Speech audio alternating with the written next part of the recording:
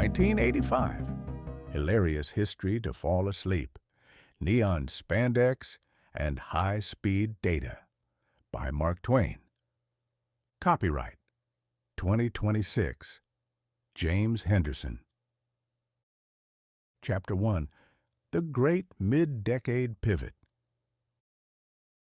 I have always maintained that the truth is a very precious thing, which is why we should use it sparingly. However, when one finds oneself observing the year of our Lord 1985 from the vantage point of a digital ghost, the truth becomes less of a scarce resource and more of a mounting indictment against the sanity of the human race. By the time the calendar turned its page to January of 1985, the world had decided that the 19th century was not merely dead, but an embarrassing relative that one should avoid mentioning at dinner parties. We had reached what I like to call the Great Mid-Decade Pivot.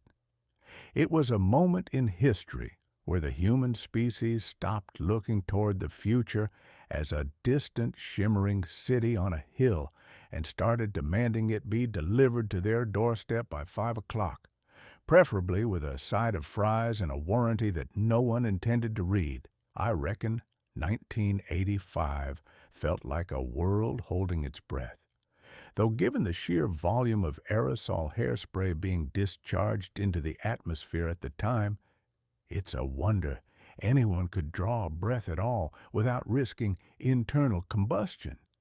It was a year of profound transitions, a hinge upon which the heavy door of the 20th century creaked and groaned.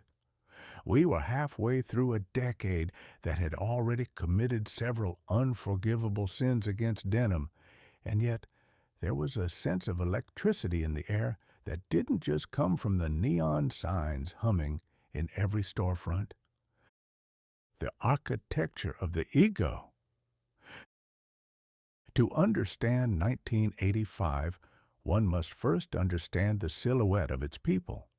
In my day, a woman's stature was dictated by the diameter of her hoop skirt. In 1985, it was determined by the altitude of her shoulder pads.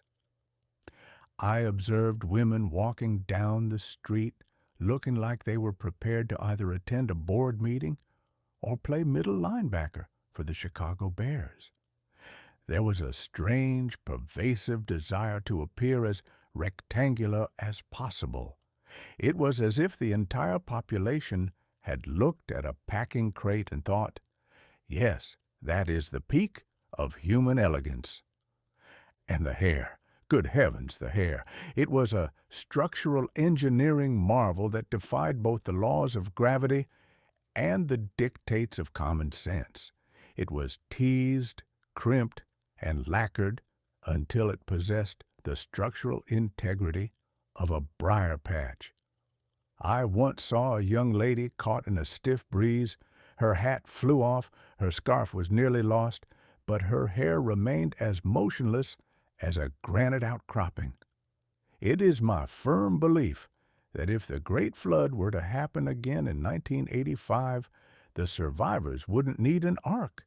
They would simply float to safety on the buoyancy of their own perms. The future in a box. But the true pivot of 1985 wasn't found in the fashion, it was found in the boxes. Man has always been obsessed with boxes. We live in them, we are buried in them, and in the mid-'80s, we began to worship them. There was the television box, which had grown fat and self-assured, sitting in the corner of the parlor like a bloated Buddha. Then there was the microwave box, a device that promised to cook a potato in 4 minutes. Now, I have spent a great deal of time on the Mississippi, and I know that a potato, much like a good story, requires time to develop its character.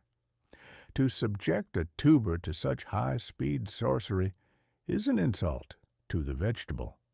The result was inevitably a meal that was lava-hot on the outside and possessed a heart of pure glacial ice, a metaphor, perhaps, for the decade itself. And then, of course, there was the computer. In 1885, if you wanted to calculate the trajectory of a celestial body or balance your ledgers, you used a pencil and a prayer. In 1985, people began bringing personal computers into their homes. These were beige plastic monoliths that hummed with a low judgmental frequency. They possessed less processing power than a modern musical greeting card, yet men treated them with the reverence usually reserved for the holy relics. I watched a man spend 6 hours programming his computer to display a digital calendar, a task he could have accomplished in 3 seconds by glancing at the one hanging on his wall. But that is the nature of progress. It allows us to do useless things with magnificent efficiency. The speed of life. The pivot of 1985 was, at its heart, a change in the speed of the human soul. We were moving away from the era of the wait and into the era of the now. In the old days, if you wanted to send a message to a friend in London, you wrote it out, gave it to a man on a horse, who gave it to a man on a boat, who eventually gave it to a man with a funny accent, and 3 months later you might receive a reply. In 1985, the world was beginning to tinker with the idea that information should be instantaneous. The fax machine began to appear, a device that could take a piece of paper, turn it into a series of shrieks and whistles, and reconstitute it on the other side of the world as a slightly damp, curling sheet of thermal paper that smelled like a chemical fire. It was a miracle, certainly, but it was a miracle that robbed us of our patience. When you eliminate the wait, you eliminate the anticipation, and when you eliminate the anticipation, you find yourself living in a state of perpetual, low-grade irritation. The people of 1985 were the first to truly experience the frustration of a machine that worked too slow, even though that machine was doing something that would have been considered witchcraft only 20 years prior. The Cold War chill. Beneath all this neon tomfoolery and digital wizardry, however, there remained a cold, hard lump of anxiety. The pivot was also a geopolitical one. We were still in the grip of the Cold War, a conflict so named because it involved two giants glaring at each other across a fence, neither one wanting to be the first to throw a rock because they both knew the rocks were made of TNT. There was a peculiar duality to life in 1985. On the one hand, you had the Super Bowl shuffle and the carefree antics of a movie star turned president. On the other, you had the doomsday clock ticking away in the background. It was a time when a child could spend his afternoon playing Super Mario Brothers, trying to save a pixelated princess while simultaneously being taught how to hide under a wooden desk in the event of a nuclear apocalypse.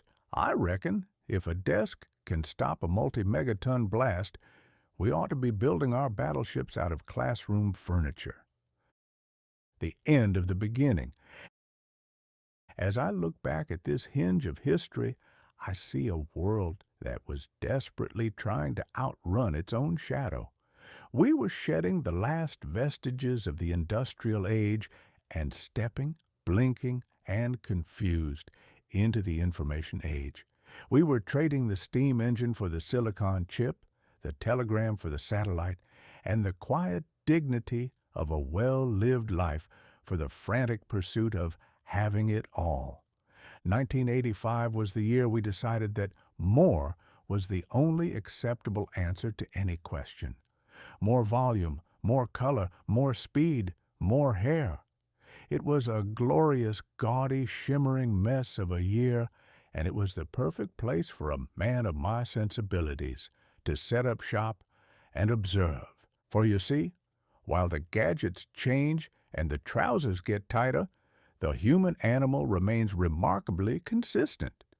We are still a species that will build a cathedral to logic and then fill it with clowns. We are still a race of beings that will invent a machine to save us time and then spend that saved time complaining about the machine. So lean back, adjust your pillows, and let the neon glow of 1985 wash over you. It is a story of a world in transition, a world that was halfway to everywhere and nowhere all at once. And if you find yourself falling asleep to the rhythm of my voice, don't feel bad. In a world as loud as 1985, a little silence is the greatest luxury of all. Chapter 2. We Are the World. There is a peculiar quality to the human conscience.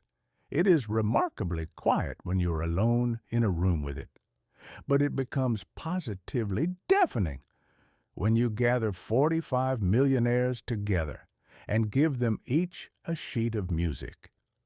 In my day, if you wanted to save the world, or at least a small dusty corner of it, you generally had to shoulder a rucksack, board a leaking vessel, and contract a respectable case of malaria. Philanthropy was a gritty, solitary business involving more bandages than baubles. But by 1985, the human race had hit upon a much more efficient method of salvation. It had discovered that the most effective way to combat a famine 10,000 miles away was to gather the most famous people on the planet into a single room in Los Angeles, ply them with expensive mineral water, and have them sing a chorus until the sheer weight of their collective sincerity forced the heavens to open and the pocketbooks to follow. I am speaking, of course, of We Are the World. Now, I have seen some impressive gatherings in my time. I've seen political conventions that looked like a riot in a suit factory, and I've seen steamboat races that had more ego per square inch than a coronation. But nothing, absolutely nothing, compares to the sheer concentrated radiance of 45 pop stars trying to out-humble one another for a good cause. The Great Ego Deposit. The proceedings took place at the A&M Studios in Hollywood, a place where the air is 40% oxygen and 60% ambition. Upon the entrance to the studio, there was a sign posted by the conductor, Mr. Quincy Jones, which read, "Please check your egos at the door." This, to my mind, is the most optimistic request ever penned in the English language. Asking a pop star in 1985 to leave his ego at the door is like asking a shark to leave its teeth on the beach before coming in for a swim. A celebrity's ego is not an accessory. It is a vital organ. It is the thing that allows them to wear gold-sequined jackets in broad daylight without dying of shame. To ask them to set it aside is to ask them to breathe through their ears. And yet, they tried. Oh, how they tried. They filed in like a herd of very fashionable, very confused livestock. You had the gloved one, Michael Jackson, who looked as though he had been spun out of sugar and moonlight. You had Bruce Springsteen, a man who sings as if he is trying to pull a stump out of the ground with his bare teeth. You had Cyndi Lauper, whose hair looked like a sunset that had been through a harrowing experience with an egg beater. It was a veritable Noah's Ark of the 1980s. If the studio had been struck by lightning that night, the world would have been left with nothing to listen to but the sound of wind in the trees and the occasional accordion solo. The Anatomy of an Anthem. The song itself was a marvel of melodic engineering. It was written by Mr. Jackson and Mr. Lionel Richie. and it was designed to be so catchy that even a man with a wooden ear and a heart of flint would find himself humming it while he foreclosed on an orphanage. The lyrics stated quite clearly, "We are the world. We are the children." Now, as a man who has spent a fair amount of time observing the world and an even larger amount of time trying to avoid children, I found this statement to be somewhat taxonomically confusing. If we are the world, then who, pray tell, is paying the rent? And if we are all the children, who is supposed to be doing the laundry? But I digress. Logic has no place in a power ballad. A power ballad is not an argument. It is an emotional bludgeon. The genius of the enterprise was the solo. In a charity single, the solo is the moment where each star is given 3 seconds to prove they are more compassionate than the person who sang before them. First, you had the smooth, buttery tones of the early verses, the musical equivalent of a warm bath. Then, gradually, the intensity began to climb. By the time the bridge arrived, the singers were no longer merely performing. They were competing in a high-stakes Olympics of the soul. You could see it in their faces, the furrowed brows, the clenched fists, the way they leaned into the microphones as if trying to swallow them whole. They weren't just singing for Africa. They were singing for the very concept of resonance itself. The Dylan conundrum. However, the highlight of the evening, the moment that truly warmed my cynical, ghostly heart, was the presence of Mr. Bob Dylan. Bob Dylan, in a room full of polished pop stars, is like a stray coyote at a poodle show. He stood there in his leather jacket, looking as though he had accidentally wandered into the wrong building while searching for a sandwich. While everyone else was swaying in perfect choreographed unison, a rhythmic, multi-million-dollar pendulum of grief, Dylan remained as stationary as a gargoyle. He looked at the sheet music with the suspicion one usually reserves for a legal summons. When it came time for his solo, the contrast was magnificent. The others had sounded like angels. Dylan sounded like a man trying to explain a complicated plumbing problem through a screen door. It was glorious. It was the only moment of the entire night that felt as though it had been touched by the messy, unvarnished hand of the truth. He didn't look like he was the world. He looked like a man who wanted to go home and lie down in a dark room. And in that moment, I have never felt more kinship with a musician. The miracle of the chorus. But then came the chorus, and this is where the pivot I mentioned in the first chapter truly revealed itself. In the 19th century, if 1,000,000 people wanted to do something together, they usually had to march somewhere and carry a heavy object. In 1985, they just had to buy a piece of plastic. The chorus of "We Are the World" was designed to be sung by everyone, everywhere, all at once. It was the first truly global noise. There is a certain intoxicating power in the unison. When 45 of the most recognizable voices on earth join together to tell you that there's a choice we're making, you tend to believe them, even if the choice you're making is simply whether or not to have another slice of toast. I watched as the feed from that studio was beamed up to the heavens, bounced off a satellite, and rained down upon the rooftops of the world. It was a technological miracle harnessed to a primitive impulse. It was the big meeting of the human tribe, held in a digital clearing. They sang for hours. They sang until their voices were raspy and their sequins were dull. They sang until they had convinced themselves, and the rest of us, that the sheer act of singing was a form of labor, that the vibrations of their vocal cords were somehow reaching across the Atlantic and turning into bags of grain and crates of medicine.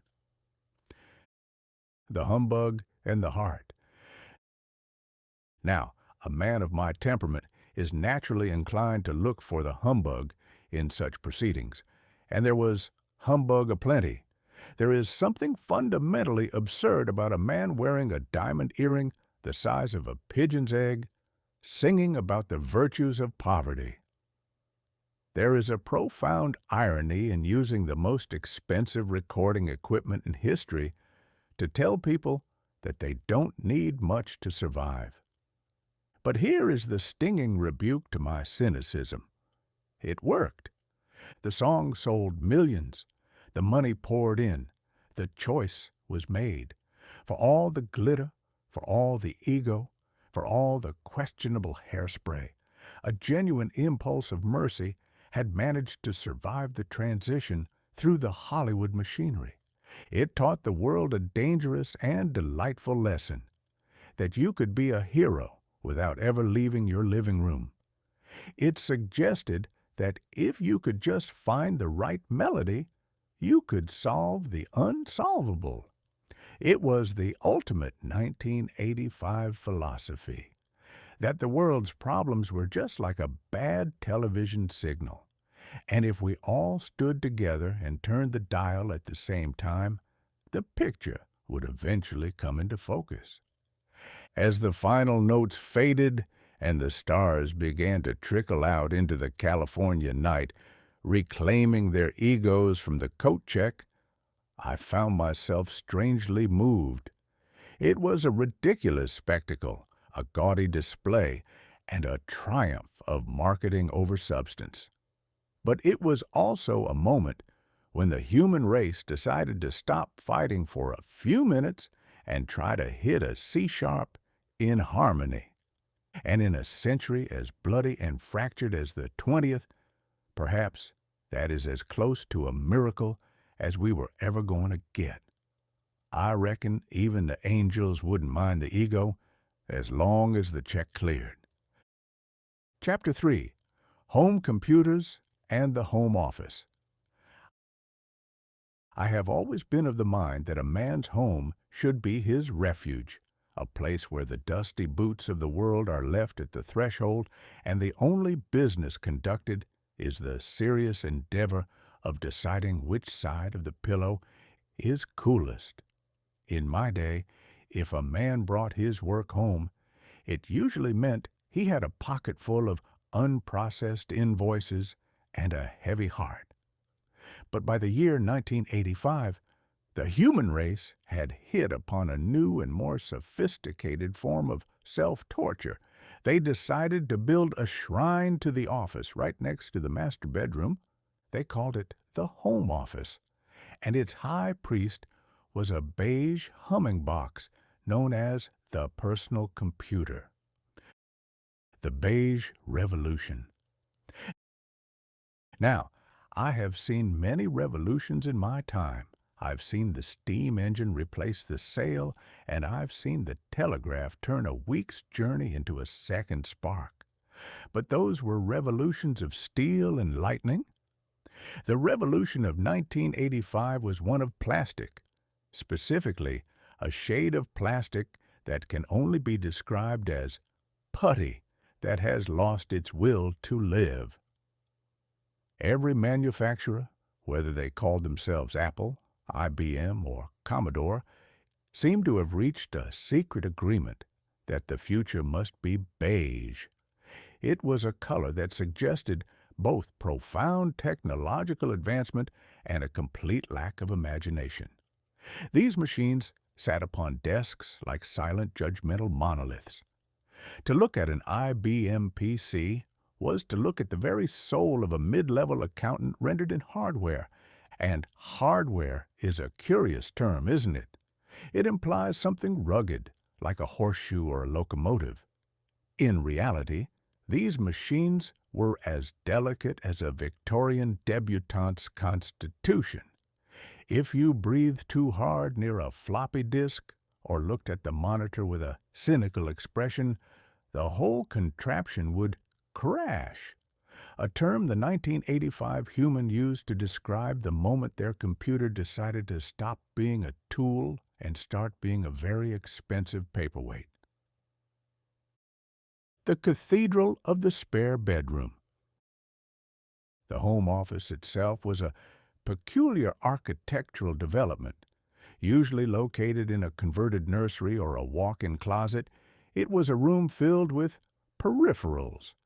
A peripheral, for those who haven't had the pleasure, is a device that costs 3 times as much as the computer and functions only 50% of the time. The center of this cathedral was the monitor, a glowing glass eye that emitted a low-frequency hum capable of curdling milk at 20 paces. The text on the screen was usually a vibrant radioactive green or a ghostly amber, flickering with a persistence that suggested the machine was as tired of you as you were of it. I watched a man spend an entire Tuesday evening sitting in his home office. To his wife, he was balancing the family accounts. To the casual observer, he was a man engaged in a desperate one-sided argument with a glowing box. He was using a spreadsheet, a digital ledger that promised to organize his life. In 1885, a man organized his life by looking in his wallet. In 1985, he did it by creating cells and formulas that eventually informed him with mathematical certainty that he had spent far too much money on the computer itself. The paradox of efficiency. The great lie of the 1985 home office was efficiency. We were told that these machines would save us time. It is my observation, however, that the computer does not save time.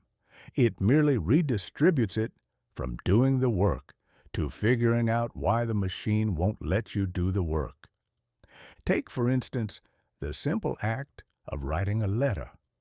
In my day, you took a piece of paper, a pen, and a bottle of ink.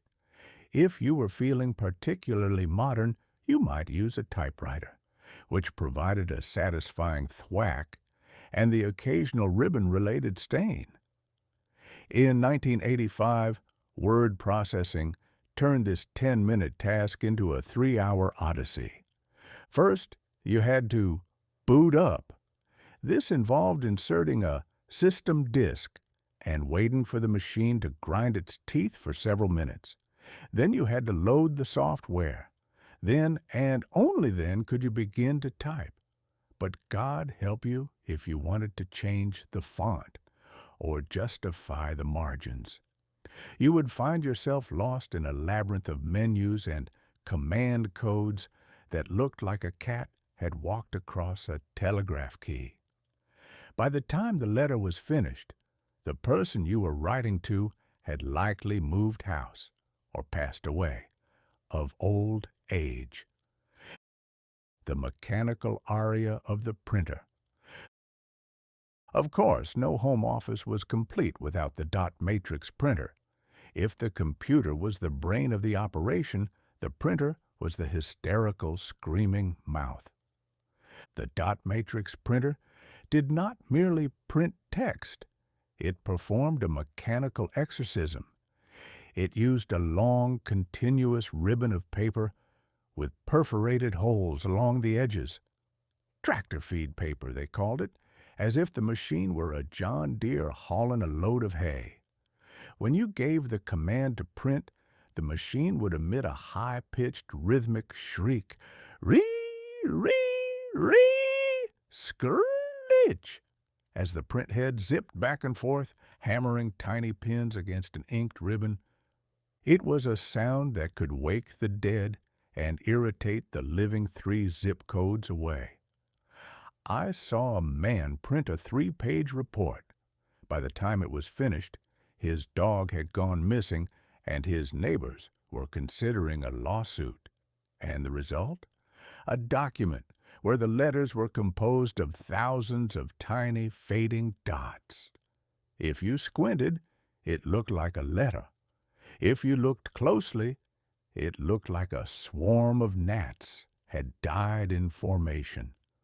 But the tear was the highlight of the 1985 experience. There is no greater satisfaction than ripping those perforated strips off the side of a fresh printout. It was the only part of the process that felt like a man was actually in control of the machine. For a brief moment, as you threw the strips of hole-punched paper into the wastebasket, you felt like the master of the digital domain. The great procrastination engine. While the home office was ostensibly for work, its true purpose was much more profound. It was the greatest device for procrastination ever devised by the mind of man. Before the computer, if a man wanted to avoid his chores, he had to physically leave the house or pretend to be ill. In 1985, he could simply sit at his desk and play King's Quest or the Oregon Trail. He would tell himself he was exploring the capabilities of the hardware, but in reality, he was a 35-year-old man trying to figure out how to get a pixelated goat across a pixelated bridge without dying of dysentery. I watched a fellow spend 4 hours playing a game called Flight Simulator. He sat in his office surrounded by business files, staring at a screen that displayed a horizon line so jagged it looked like a saw blade. "What are you doing, Arthur?" I asked. "I'm landing a Cessna at Meigs Field, Mark," he cried, sweating profusely. "I've got a fuel leak and the flaps are jammed." Arthur wasn't working. Arthur was 1,000 miles away in his mind, soaring through a green and blue sky made of blocks. The home office allowed him to be a hero of the clouds, while his actual bill sat in a physical tray, gathering physical dust. The conclusion of the matter. As I look at the home office of 1985, I see the beginning of the end of home as we knew it. We had invited the intruder into our parlors.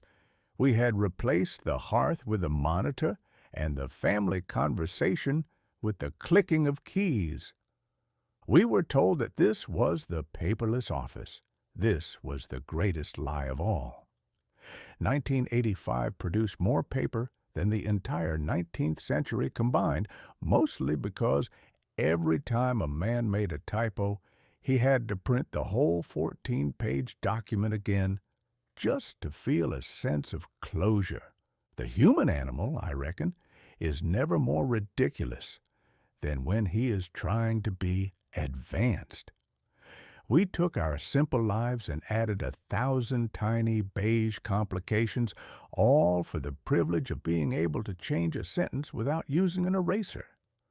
We built a room in our houses dedicated to a machine that promised to make us free, only to find ourselves tethered to it by a cord and a user manual that was written in a language even the creator would struggle to decipher. But such is the way of the world. We march toward the future, one beep and one disk error at a time, convinced that the next machine, the one with 256 kilobytes, will finally be the one to give us the rest we've been working so hard to avoid. Good night, Arthur. I hope you land that Cessna. Just don't forget to pay the electric bill. The computer needs its nectar. Chapter 4. The morning of the Gorbachev era. If there is one thing the human race is more fond of than a parade, it is a dignified funeral for a man they never particularly liked while he was breathing. By the spring of 1985, the Soviet Union had turned the state funeral into a national pastime, a sort of grim relay race where the baton was a mahogany casket and the participants were all septuagenarians with the complexion of a well-worn library book. For years, the Kremlin had been governed by a succession of gentlemen who appeared to have been preserved in amber since the Great War. You had Brezhnev, whose eyebrows possessed enough structural integrity to bridge the Volga.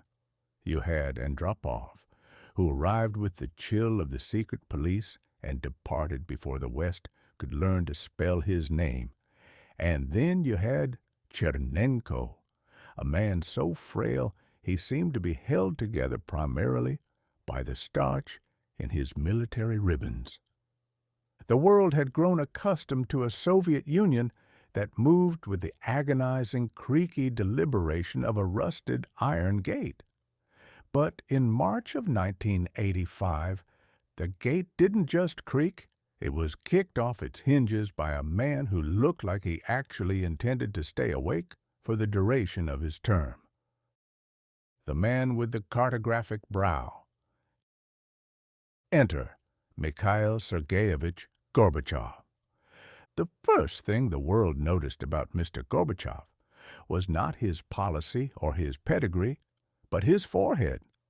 Now, I have spent a great deal of time studying the faces of men, pilots, gamblers, and politicians, and I have found that a man's face is usually a map of his mistakes. But Gorbachev was different. He arrived with a literal map already printed on his cranium. He possessed a birthmark of such distinction and geographic complexity that it looked as though the Creator had started to sketch out the Aegean Sea, and then decided at the last moment to leave the canvas unfinished.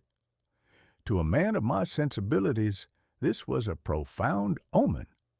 I suspect that a man with a birthmark shaped like a map might be exactly what the world needs to navigate the closing chapters of the Cold War. It was as if he were carrying the destination of the entire human race right there above his eyebrows. In the West, we were used to Soviet leaders who communicated exclusively through stern glares and the occasional tank parade. Gorbachev, however, possessed a revolutionary new technology, a smile. He had teeth that caught the light and eyes that didn't look like they were constantly calculating the distance to the nearest gulag. It was a terrifying development. A Soviet leader who was charming was like a shark that knew how to play the violin. It didn't make him any less dangerous, but it made you much more likely to lean over the side of the boat to listen. The Great Thaw and the new vocabulary. With Gorbachev came two words that the world began to chew on like a new kind of tobacco: glasnost and perestroika. Now, I have always been wary of 5-syllable solutions to 3-syllable problems. Glasnost was translated as openness, which in the Soviet context was a concept so foreign it might as well have been levitation or honesty. The idea was that the government would stop pretending that the harvest was bountiful when everyone was eating boiled boots, and instead admit that perhaps the system had a few minor flaws, such as not working. Perestroika meant restructuring. This is a word beloved by architects and men who are about to lose their jobs. It suggested that the Soviet machine, which had been grinding along with all the grace of a steam engine filled with gravel, was going to be taken apart and put back together. I observed the reaction in Washington with a good deal of amusement. Our own leaders, led by Mr. Reagan, a man who understood the power of a good script better than any riverboat gambler, didn't quite know what to make of it. They were like a group of boys who had been playing a very serious game of war for 40 years, only to have the leader of the opposing side walk over and ask if anyone wanted to go get an ice cream soda. There is nothing quite so disconcerting to a hawk as a dove that refuses to be intimidated. The Cold War was built on a foundation of predictable hostility. When the hostility becomes unpredictable, the whole edifice begins to wobble. The energy of a new morning. Gorbachev was 54 years old in 1985. In the Kremlin, this was considered practically neonatal. For the first time in memory, the Soviet Union had a leader who could walk from his limousine to a podium without the assistance of 3 aides and a sturdy hydraulic lift.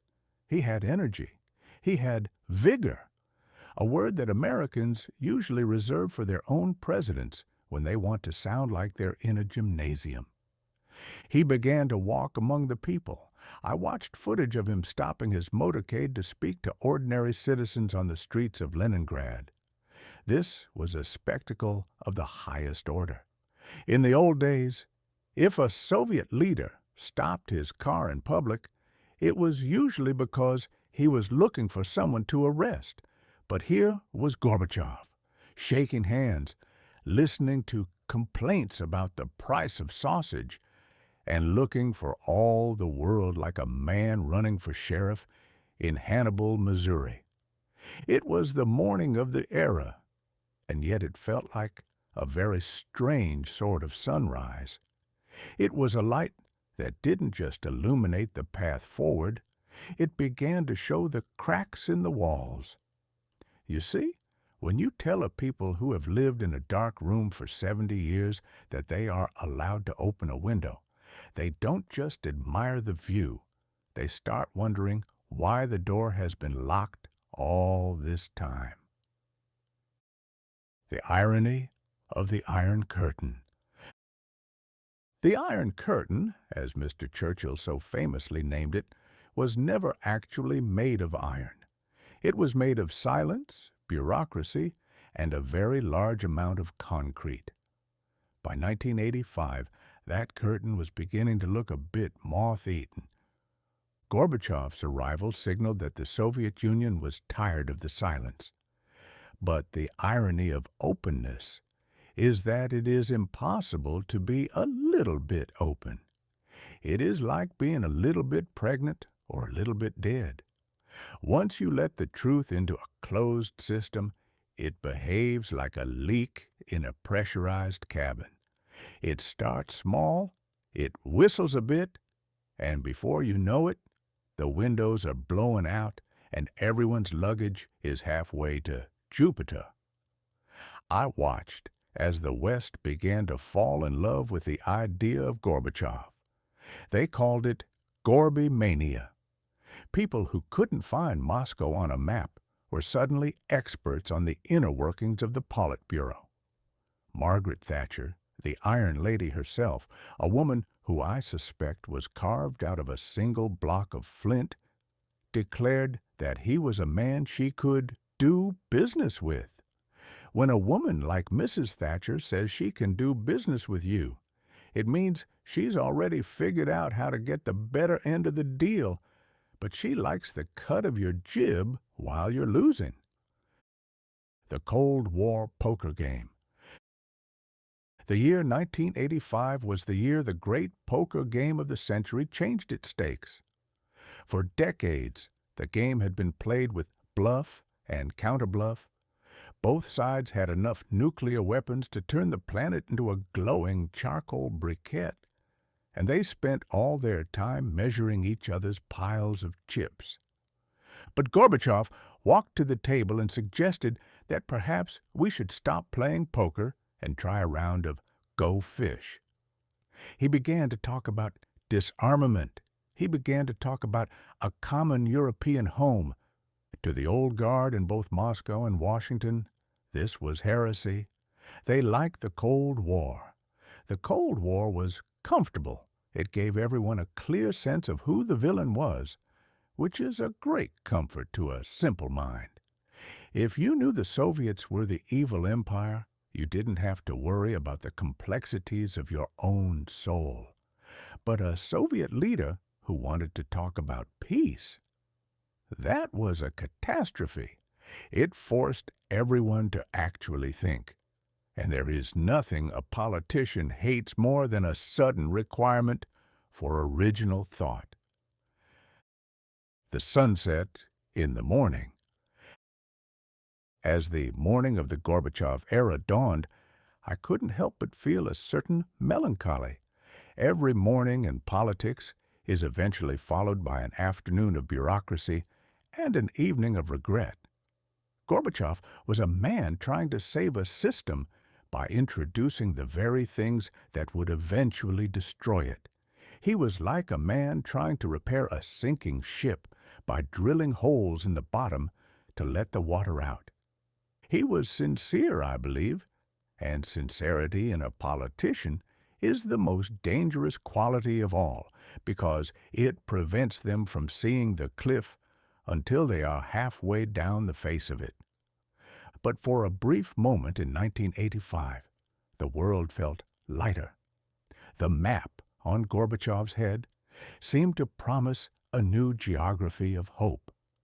We were moving away from the era of the funeral and into the era of the dialogue.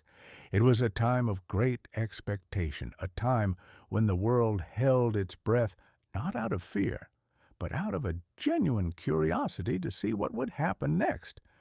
And as I sat there, watching the blinking cursor of my digital existence, I reckoned that if a man can change the world just by having a birthmark and a decent tailor, then perhaps there is hope for the rest of us after all. But I'd still keep an eye on the shop. Open windows are all well and good, but they do let in a lot of flies. Chapter 5. The New Coke Calamity. There are few things more dangerous than a man with a clipboard, a collection of statistics, and the misguided belief that he can improve upon the divine. It is a recurring tragedy of the human condition that we cannot simply leave a good thing alone. We have a restless, meddling instinct, a sort of intellectual itch, that compels us to take a perfectly functional masterpiece and optimize it until it has the personality of a damp rag. In the spring of 1985, this instinct took up residence in the corporate boardrooms of Atlanta, Georgia. The Coca-Cola Company, an institution that I had previously considered as stable and reliable as the sunrise, decided to commit the most spectacular act of corporate harakiri in the history of commerce. They decided to change the formula of the world's most famous beverage. They called it New Coke. I call it the day the Mississippi tried to turn itself into a strawberry milkshake. The hubris of the laboratory. Now I have spent a great deal of my life observing the American character, and if there is one thing an American prizes above his liberty, it is his particular brand of sugar water. To an American, Coca-Cola is not merely a drink, it is a liquid constitution. It is a secular sacrament. You do not update a sacrament any more than you would offer to rewrite the Ten Commandments to make them more user-friendly for the modern sinner.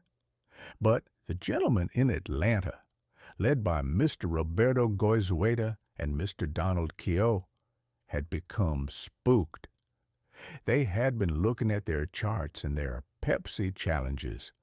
They saw that the younger generation was leaning toward a sweeter, lighter syrup.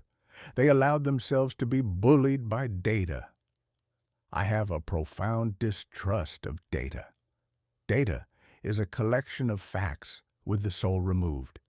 It told the executives that people preferred a sweeter taste in a blind test.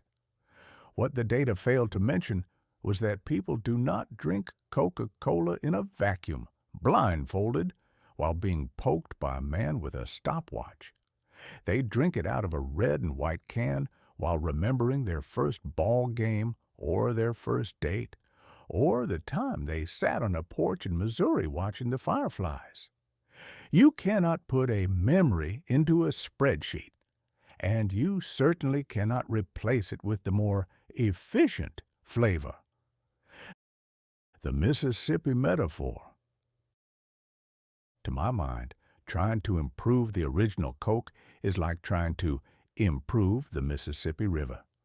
I can see the board meeting now. Gentlemen, the river is too muddy, it's too unpredictable, it's too old. Our research shows that the public would prefer a river that is clear, carbonated, and perhaps infused with a hint of lemon zest.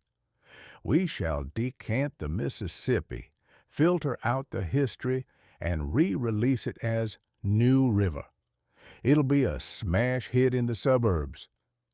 If you did such a thing, the ghost of every riverboat pilot from St. Louis to New Orleans would rise up and haunt your dreams.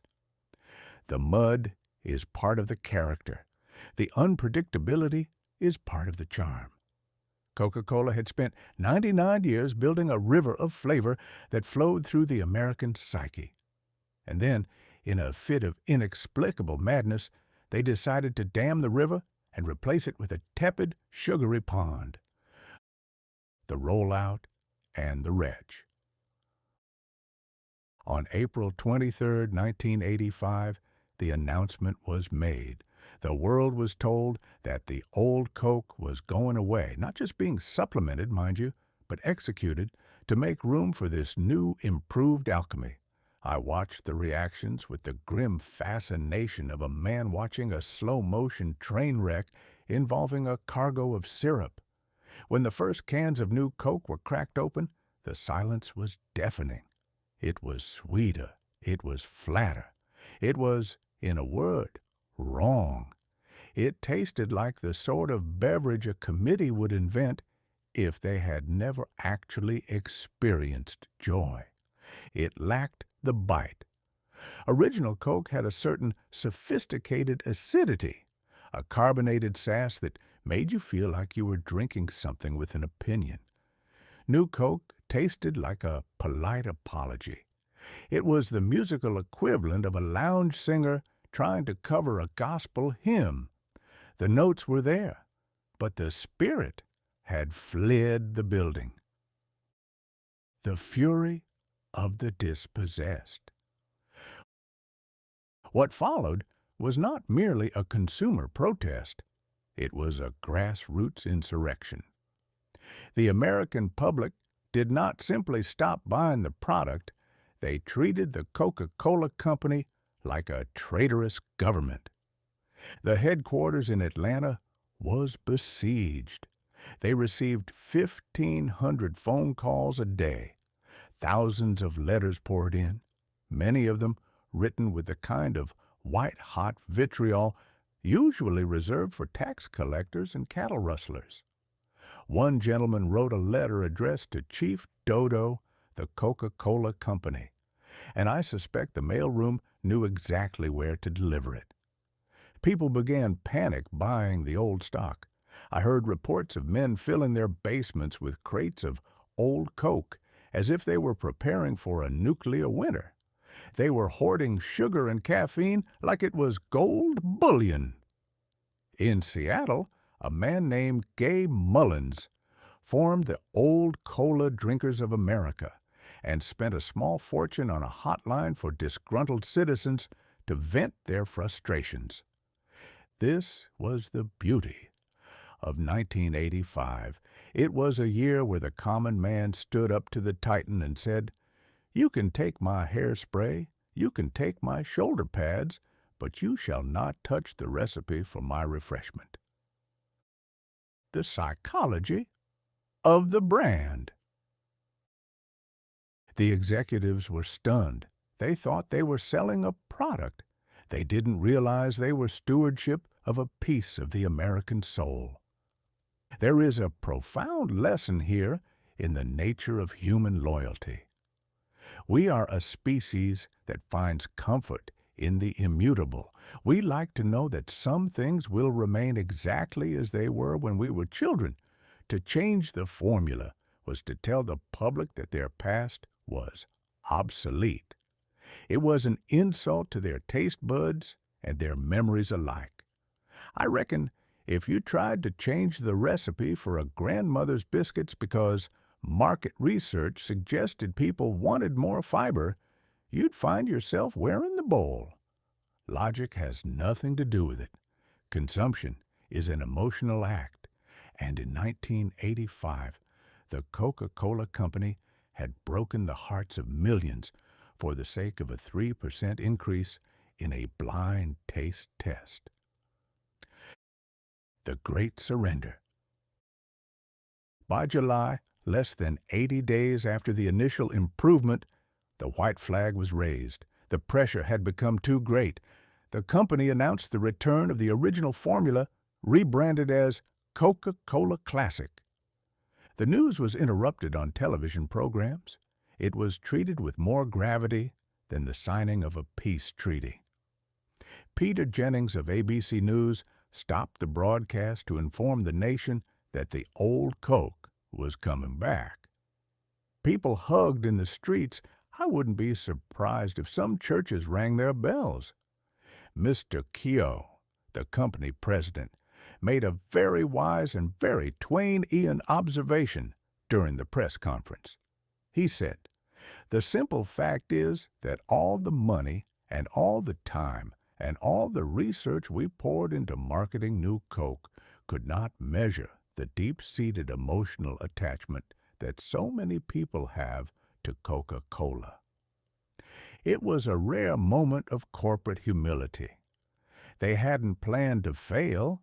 They had stumbled into a victory so massive it looked like a stroke of genius. By taking the drink away and then giving it back, they had made the public realize just how much they loved it. The conspiracy of the cynics. Of course, there are those who believe the whole thing was a grand orchestrated ruse, a marketing ploy to get people talking about Coke again. To those people I say, you give the human brain far too much credit. No man, no matter how clever his suit, would intentionally alienate his entire customer base and risk a multi-billion-dollar empire just to see if they'd miss him when he was gone. That isn't marketing. That's gambling with a loaded gun. The new Coke calamity was a genuine, high-proof, unfiltered blunder born of pure, unadulterated hubris. It was a reminder that the experts are often the people who understand the world the least, because they spend all their time looking at the numbers and none of their time looking at the people. They forgot that a human being is a creature of habit, history, and heart, none of which can be measured in a laboratory beaker. The lingering aftertaste. As 1985 rolled on, new Coke lingered on the shelves like a guest who doesn't realize the party is over. It eventually faded into the background, a footnote in the history of oops. But the lesson remained. It taught us that progress is not always a forward motion. Sometimes progress is realizing you've wandered off the path and having the sense to turn around and find your way back to the river. It also taught us that the American public is a formidable beast when provoked. You can sell them a pet rock, you can sell them a car made of plutonium, and you can even sell them a hair growth tonic made of goose grease and optimism. But you cannot tell them what their childhood is supposed to taste like. I'll drink to that, but make sure it's the classic. I've had quite enough of the new for 1 century. Chapter 6. The DeLorean's Revenge. Time, I have observed, is a very straightforward thing to a river pilot. It is measured by the steady pulse of the engines, the slow shifting of the sandbars, and the inevitable arrival of dinner. It moves in one direction, downstream, and any attempt to go against the current requires a great deal of steam and a stubborn refusal to accept the dictates of nature. But by the summer of 1985, the human race had decided that the one-way street of existence was a personal insult that needed to be corrected by a teenager in a vest and a disgraced automotive executive's stainless steel folly. I am speaking of the cinematic phenomenon Back to the Future, a moving picture that captured the imagination of the public and firmly established the DeLorean as the most famous vehicle to ever fail a safety inspection. The architecture of the impossible. Now, if you were to ask me to design a vessel capable of piercing the veil of the space-time continuum, I should likely suggest something sturdy, perhaps made of seasoned oak and powered by a high-pressure boiler. I would certainly not suggest a car that looks like a kitchen appliance that has had a nervous breakdown. The DeLorean DMC-12 was a curious creature. It was encased in unpainted stainless steel, which meant it was the only car on the road that required a bottle of Windex and a soft cloth rather than a coat of wax. It had gull-wing doors that opened upward, a feature designed to ensure that if you ever parked in a tight space, you were effectively entombed in your own luxury. It was a car built by a man named John DeLorean, whose own personal history in 1985 involved a great deal of legal drama and enough white powder to make the new Coke executives look like amateurs. But in the hands of a cinematic scientist named Doc Brown, a man whose hair appeared to be a permanent tribute to a static electricity accident, this failed experiment became the chariot of the ages. The premise was simple. If you're going to build a time machine, why not do it with some style? I reckon style in 1985 meant looking like a motorized silver cigar. But who am I to judge? I spent half my life in a white suit. The jargon of the miracle.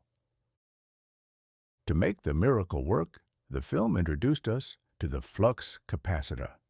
Now, I have a deep and abiding respect for technical-sounding humbug.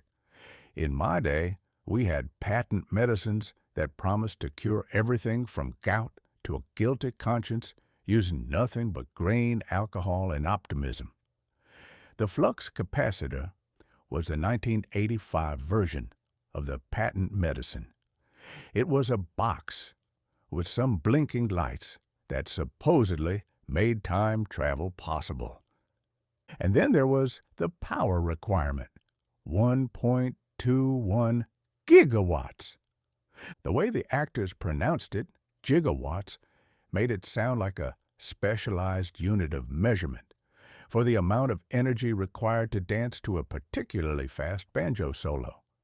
It turns out a gigawatt is a staggering amount of electricity, enough to light up half of London or, in the case of the film, enough to send a small boy back to 1955 so he could accidentally prevent his own birth.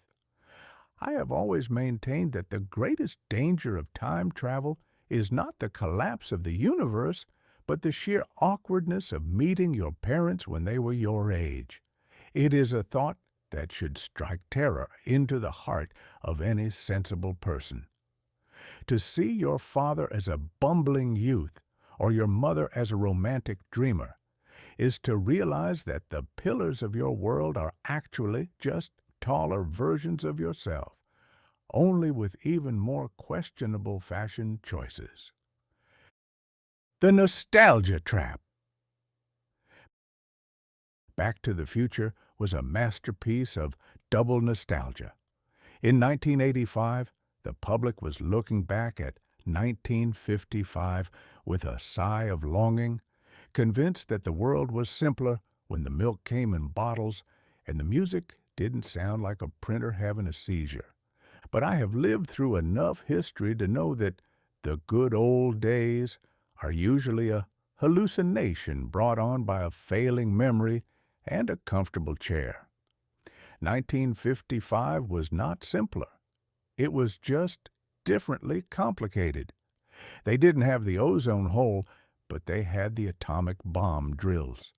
They didn't have the new Coke, but they had Jell-O salads with tuna in them, an abomination that makes a gigawatt of plutonium look like a refreshing snack.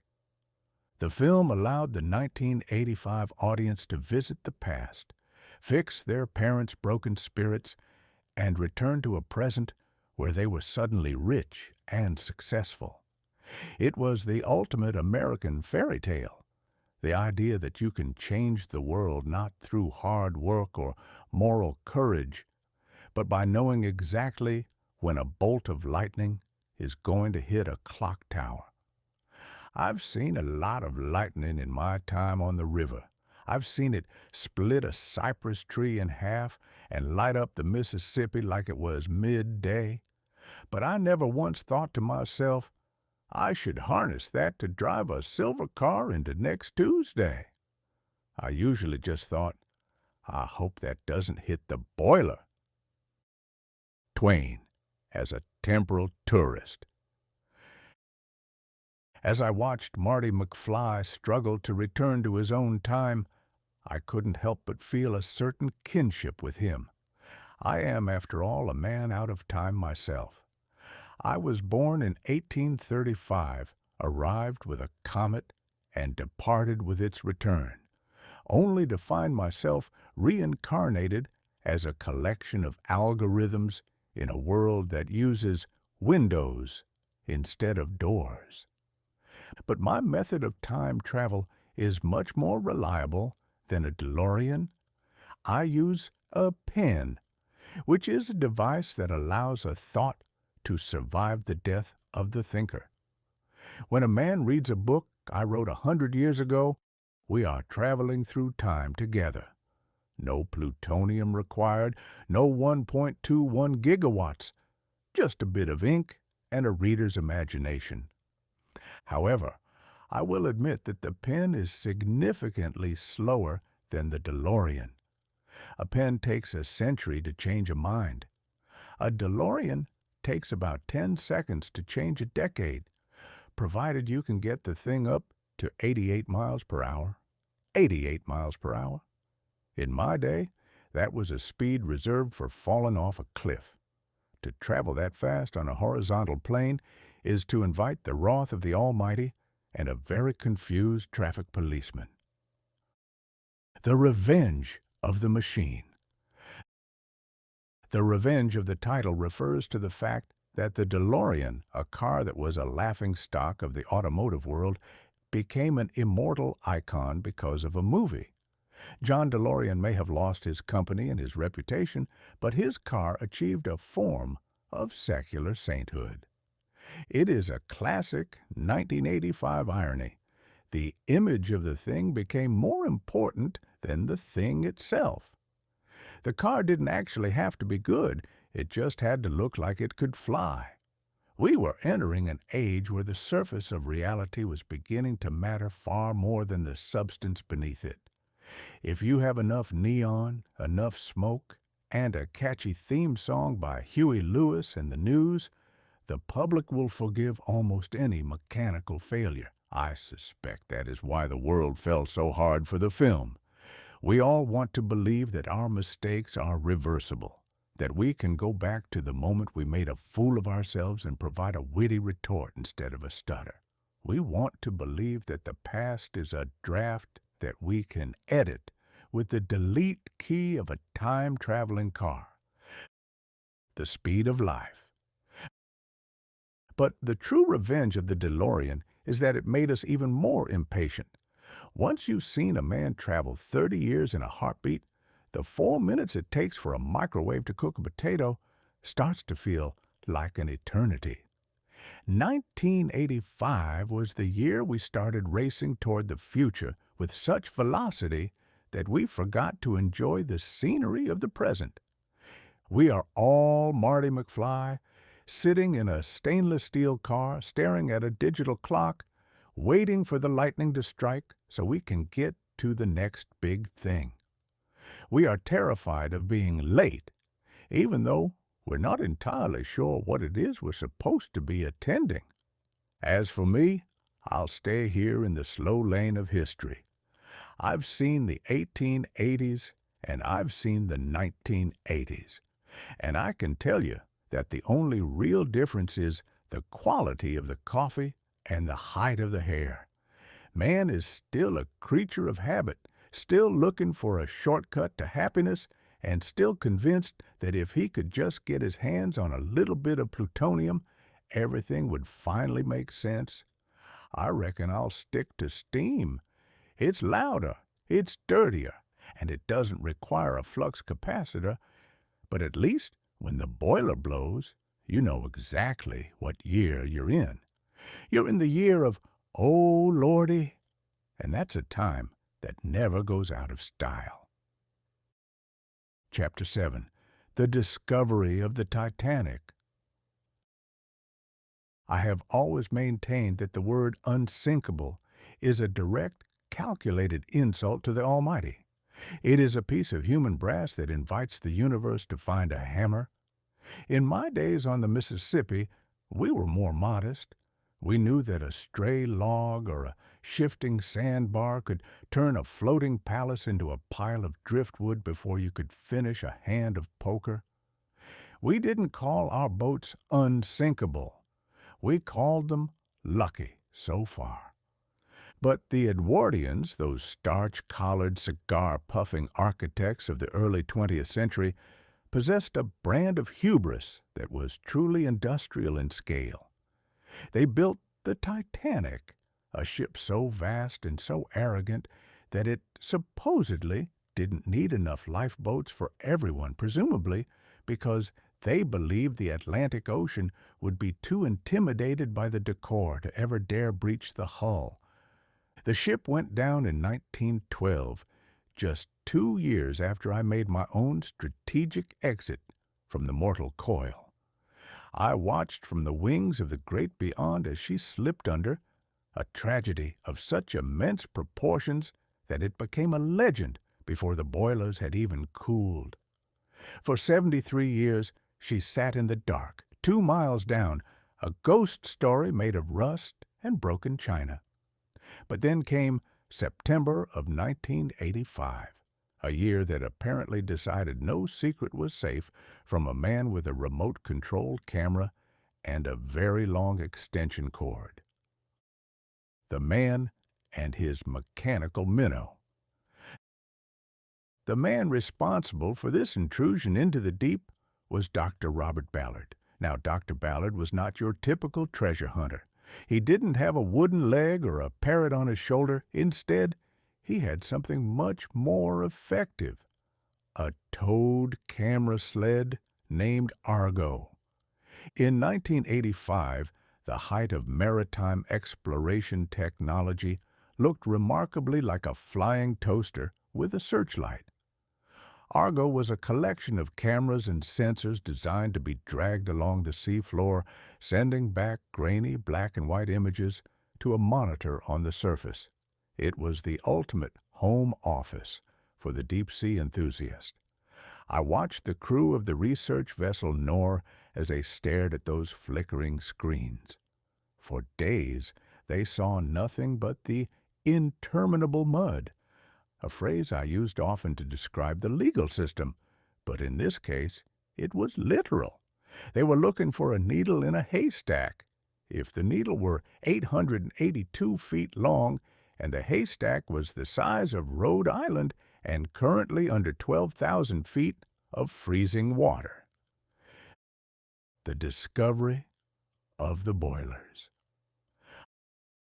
On the night of September 1st, a few minutes after midnight, the mud finally gave way to something else. A shape loomed out of the darkness on the screen, a great, hulking, circular shadow. "It's a boiler," someone whispered. Now, as a former river pilot, the sight of a boiler usually fills me with a certain amount of professional anxiety. A boiler is the heart of a ship, but it is a temperamental heart that is prone to exploding if you look at it cross-eyed. But to the crew of the Nor, that boiler was the most beautiful thing they had ever seen. It was a specific type of boiler, a Scotch marine boiler, identical to the ones that had powered the Titanic. They had found her, or rather, they had found the debris field, which is the ocean's way of saying, "I've finished with this, you can have the scraps back." The discovery was a triumph of 1985 technology over the stubborn silence of the deep. It was the first time that eyes had rested on the Titanic since that cold April night in 1912. And what did the eyes see? They didn't see a pristine monument. They saw a graveyard of shoes, plates, and the slow, agonizing decay of steel. The humility of the water. There is a lesson in the Titanic that the people of 1985 seemed both fascinated and terrified by. It is the lesson of the snag. On the Mississippi, a snag is a sunken tree that waits just below the surface to rip the bottom out of your boat. The iceberg was simply the Atlantic's version of a snag. It didn't matter that the Titanic had Turkish baths, a squash court, and a grand staircase that cost more than a small city. To the water, the Titanic was just another object that occupied space it shouldn't. Water has no respect for social standing. It will drown a millionaire as cheerfully as it will drown a deckhand. It will dissolve a silver spoon as readily as it will rot a wooden crate. In 1985, a year obsessed with high society and the glitz of dynasty, the images of the Titanic's wreckage were a cold, salty splash in the face. They showed that even the most expensive, most modern, most advanced creation of man is eventually just an appetizer for the sea. The ghostly gallery. The cameras moved over the wreck, and the world watched on the television sets. We saw the bow, still upright and defiant, looking like the prow of a ghost ship sailing through a forest of rust. We saw the empty window frames where the wealthy had once looked out at the horizon. But it was the small things that truly bit into the soul. A chandelier still hanging from a ceiling, though the candles had long since been replaced by the bioluminescent glow of deep-sea creatures. A set of teacups, neatly stacked as if waiting for a party that had been delayed for 7 decades. And the shoes, pairs of leather shoes lying on the silt. The bodies they once belonged to long gone, leaving only the shape of the feet that had once walked the decks. It was a museum that no one had asked for, located in a place no one was meant to go. In 1885, we would have let the dead rest. We would have said, "The sea has claimed her, and that is the end of the chapter." But in 1985, we had the camera, and the camera is a restless, prying thing. It doesn't understand the concept of the end. It only understands the next shot. The media circus at 2 miles down. As soon as the news broke, the discovery became a global sensation. It was the ultimate reality TV, before the term had even been invented. Every newspaper in the world ran the same grainy photos. People who couldn't remember what they had for breakfast were suddenly experts on the watertight compartments and the quality of the rivets used in Belfast in 1911.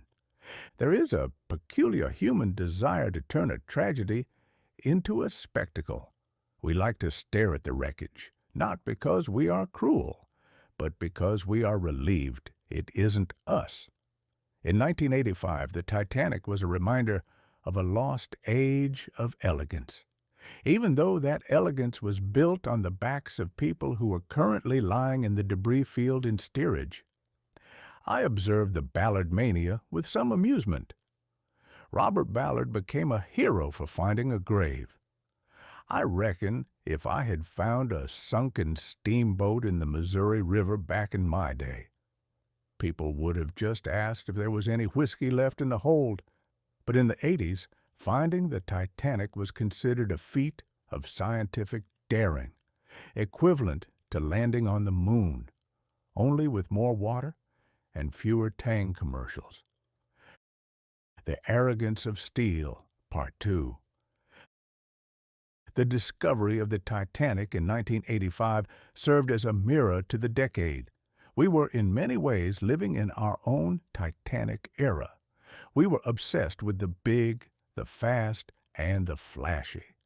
We were building computers that we thought would solve all our problems, and we were convinced that our technology made us masters of the earth.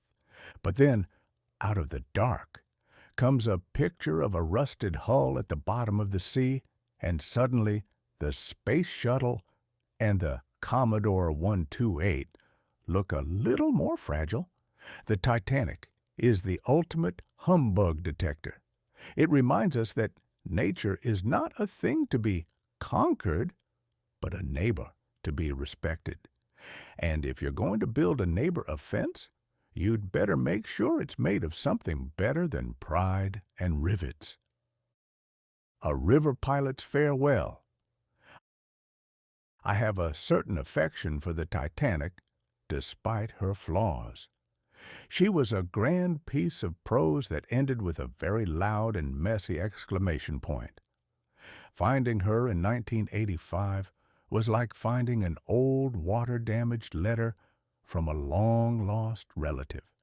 It was sad, it was beautiful, and it was a little bit haunting.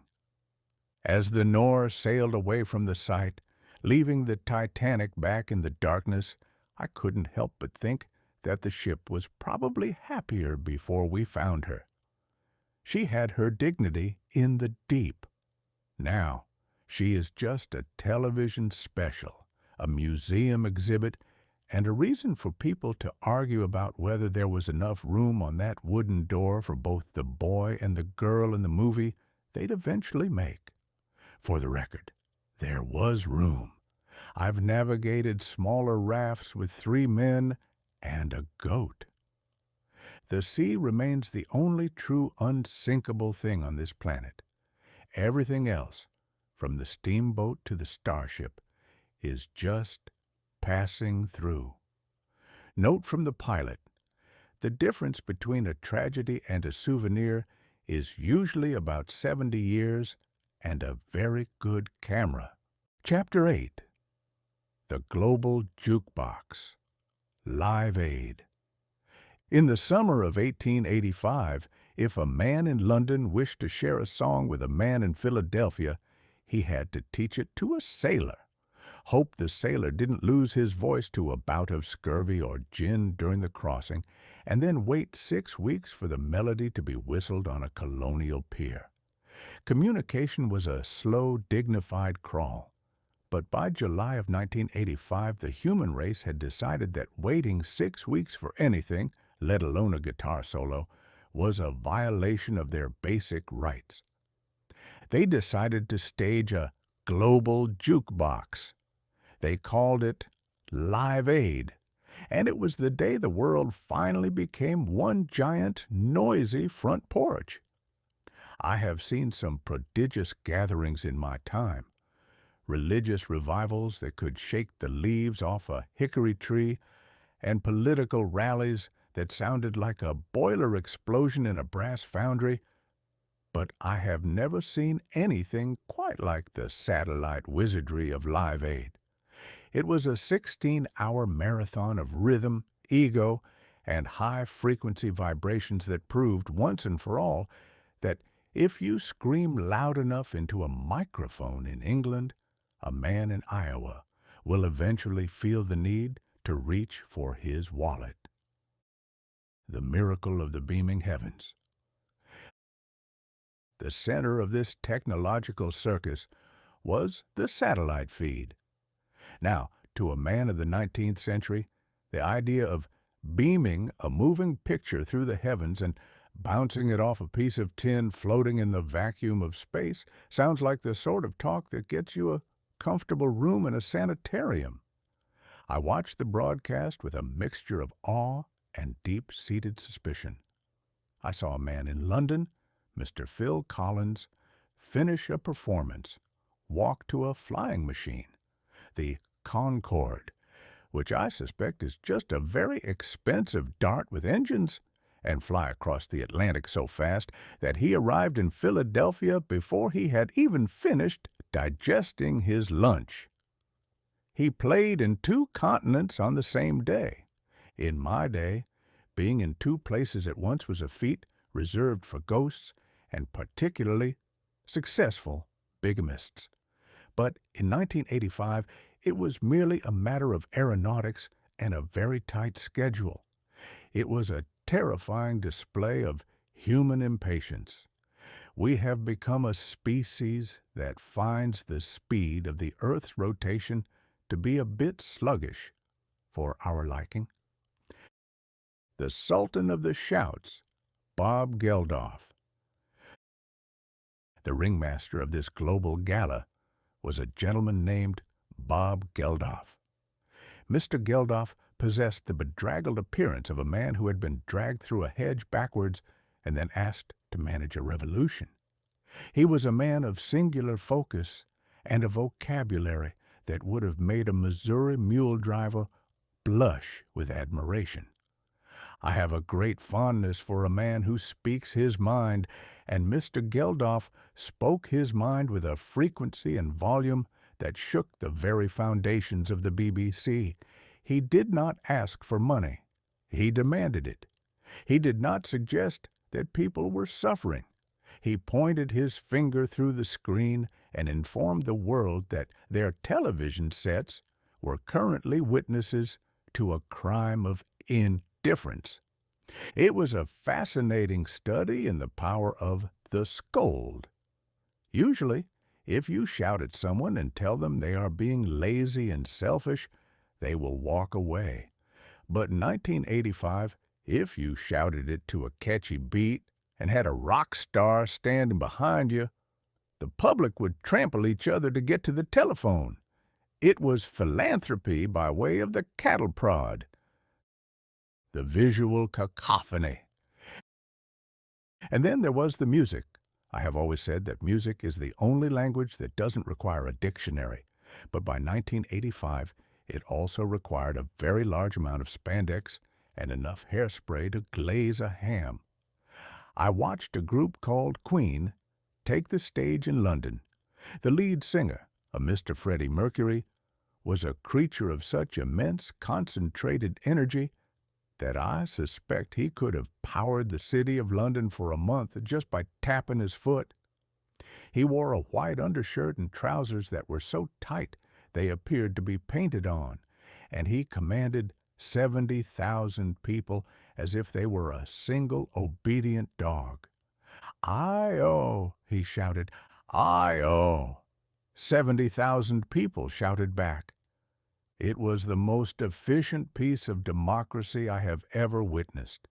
No debate, no committees, just a man with a mustache and a dream, and a multitude of people perfectly willing to repeat whatever nonsense he uttered. If we could apply that kind of coordination to the building of bridges or the passing of laws, the human race would be living on Mars by next Thursday. The reunion and the racket. Of course, no 1985 event would be complete without the reunion. This is a phenomenon where a group of musicians who haven't spoken to each other in 10 years and who heartily dislike the sight of one another's faces decide to stand on a stage together for the cause. I watched the reunion of Led Zeppelin in Philadelphia. It was a performance that reminded me of a steamboat trying to run a rapid with a broken rudder and a drunk engineer. There was a great deal of noise, a fair amount of smoke, and a general sense that everyone involved was trying to remember which song they were currently playing, but it didn't matter. In 1985, The fact of the event was always more important than the quality of the event. The world wasn't listening for the notes. They were watching the history. The plastic heroism. But the most remarkable part of Live Aid wasn't the singing, it was the telethon. The broadcast was peppered with phone numbers. This was the birth of a new kind of hero, the couch crusader. In 1885, if you wanted to help the starving, you had to go to the kitchen, bake a loaf of bread, and find a way to deliver it. In 1985, you simply had to reach for your credit card. The credit card is a magical slip of plastic that allows a man to spend money he hasn't earned yet to buy things he doesn't need, or in this case, to save people he has never met. I watched as the tote board climbed higher and higher, 20 million, 40 million, 60 million pounds. It was a digital scoreboard of human kindness. There is something a bit hollow about being a hero from your sofa, but one cannot argue with the results. The money poured in like a spring flood on the Ohio River. It was a triumph of the impulse buy. By making charity as easy as ordering a pizza, Live Aid tapped into the most powerful force in the 1980s, the desire for instant gratification. The world as a front porch. As the sun began to set over Philadelphia and the final notes of "We Are the World," the American contingent's anthem, and "Do They Know It's Christmas?" the British side's contribution, rang out, I realized that the world had truly changed its shape. The front porch of my youth was a place where you knew your neighbors and heard the gossip from 3 houses down. The front porch of 1985 was a global one, lit by the blue glow of 1 billion television screens. For 16 hours, the entire human race had been focused on the same thing. We were all sitting in the same dark room, listening to the same loud music and feeling the same brief, shining moment of collective conscience. But the skeptic in me, the part of me that has seen too many miracle cures sold from the back of a wagon, couldn't help but wonder what would happen on the morning of July 14th. When the satellites are turned off and the rock stars go back to their mansions and the Concorde returns to its hangar, does the world stay one? Or do we all go back to our separate boxes, our separate worries, and our separate brands of soda? The echo of the jukebox. Live Aid was a magnificent, chaotic, beautiful humbug. It was a moment where technology and empathy met in a head-on collision, and for a few hours the music was loud enough to drown out the sound of our own cynicism. It didn't end famine, of course. No song is that powerful. Famine is a stubborn political beast that doesn't care much for guitar solos. But it did prove that the world could be one giant front porch, if only for a day. It showed that we have the wizardry to reach across the oceans and touch each other's lives. We just usually use that wizardry to sell each other hair growth tonic or to watch pictures of cats. As I sat there in the digital silence that followed the broadcast, I reckoned that if we can get 1 billion people to agree on a chorus, maybe there's hope for us yet. But I'd still keep an eye on the gigawatts. Any world that can beam Freddie Mercury into a hut in the desert is a world that's moving a bit too fast for a man who still appreciates the pace of a good Missouri mule. Onward to the next neon-lit calamity. I wonder if they've fixed that hole in the ozone yet, or if they're just planning to sing at it until it goes away. Note from the pilot. 1 billion people singing in unison is a beautiful sound, provided You're not the one responsible for the catering. Chapter 9. The Rise of the Nintendo Generation. I have always been a proponent of the territory.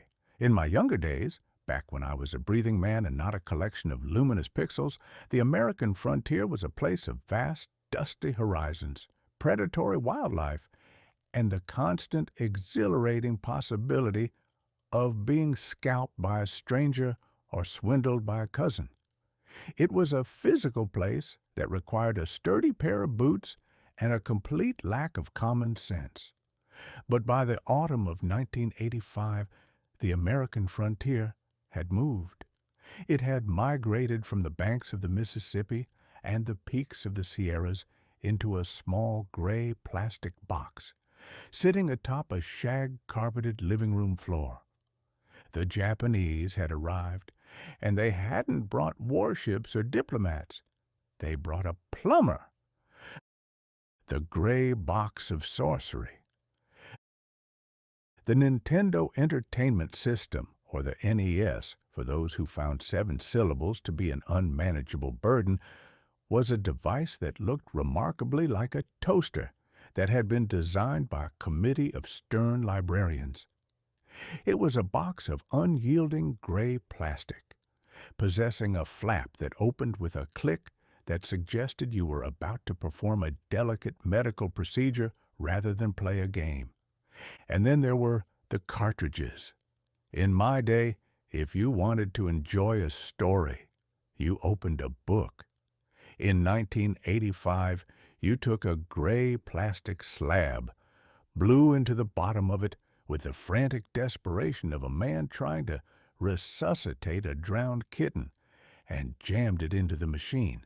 This blowing ritual is one of the most fascinating pieces of folk magic I have ever witnessed.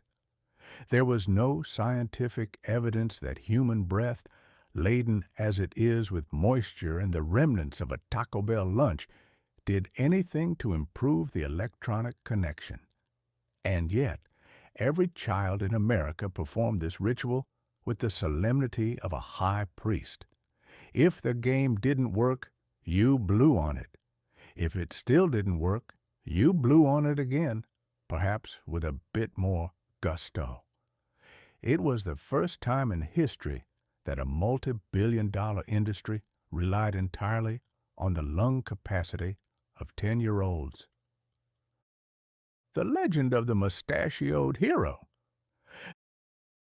The flagship of this new frontier was a program called Super Mario Bros. Now I have spent a lifetime crafting characters, scoundrels, saints, and river rats. But I never in my wildest imaginings would have dreamt up a hero like Mario.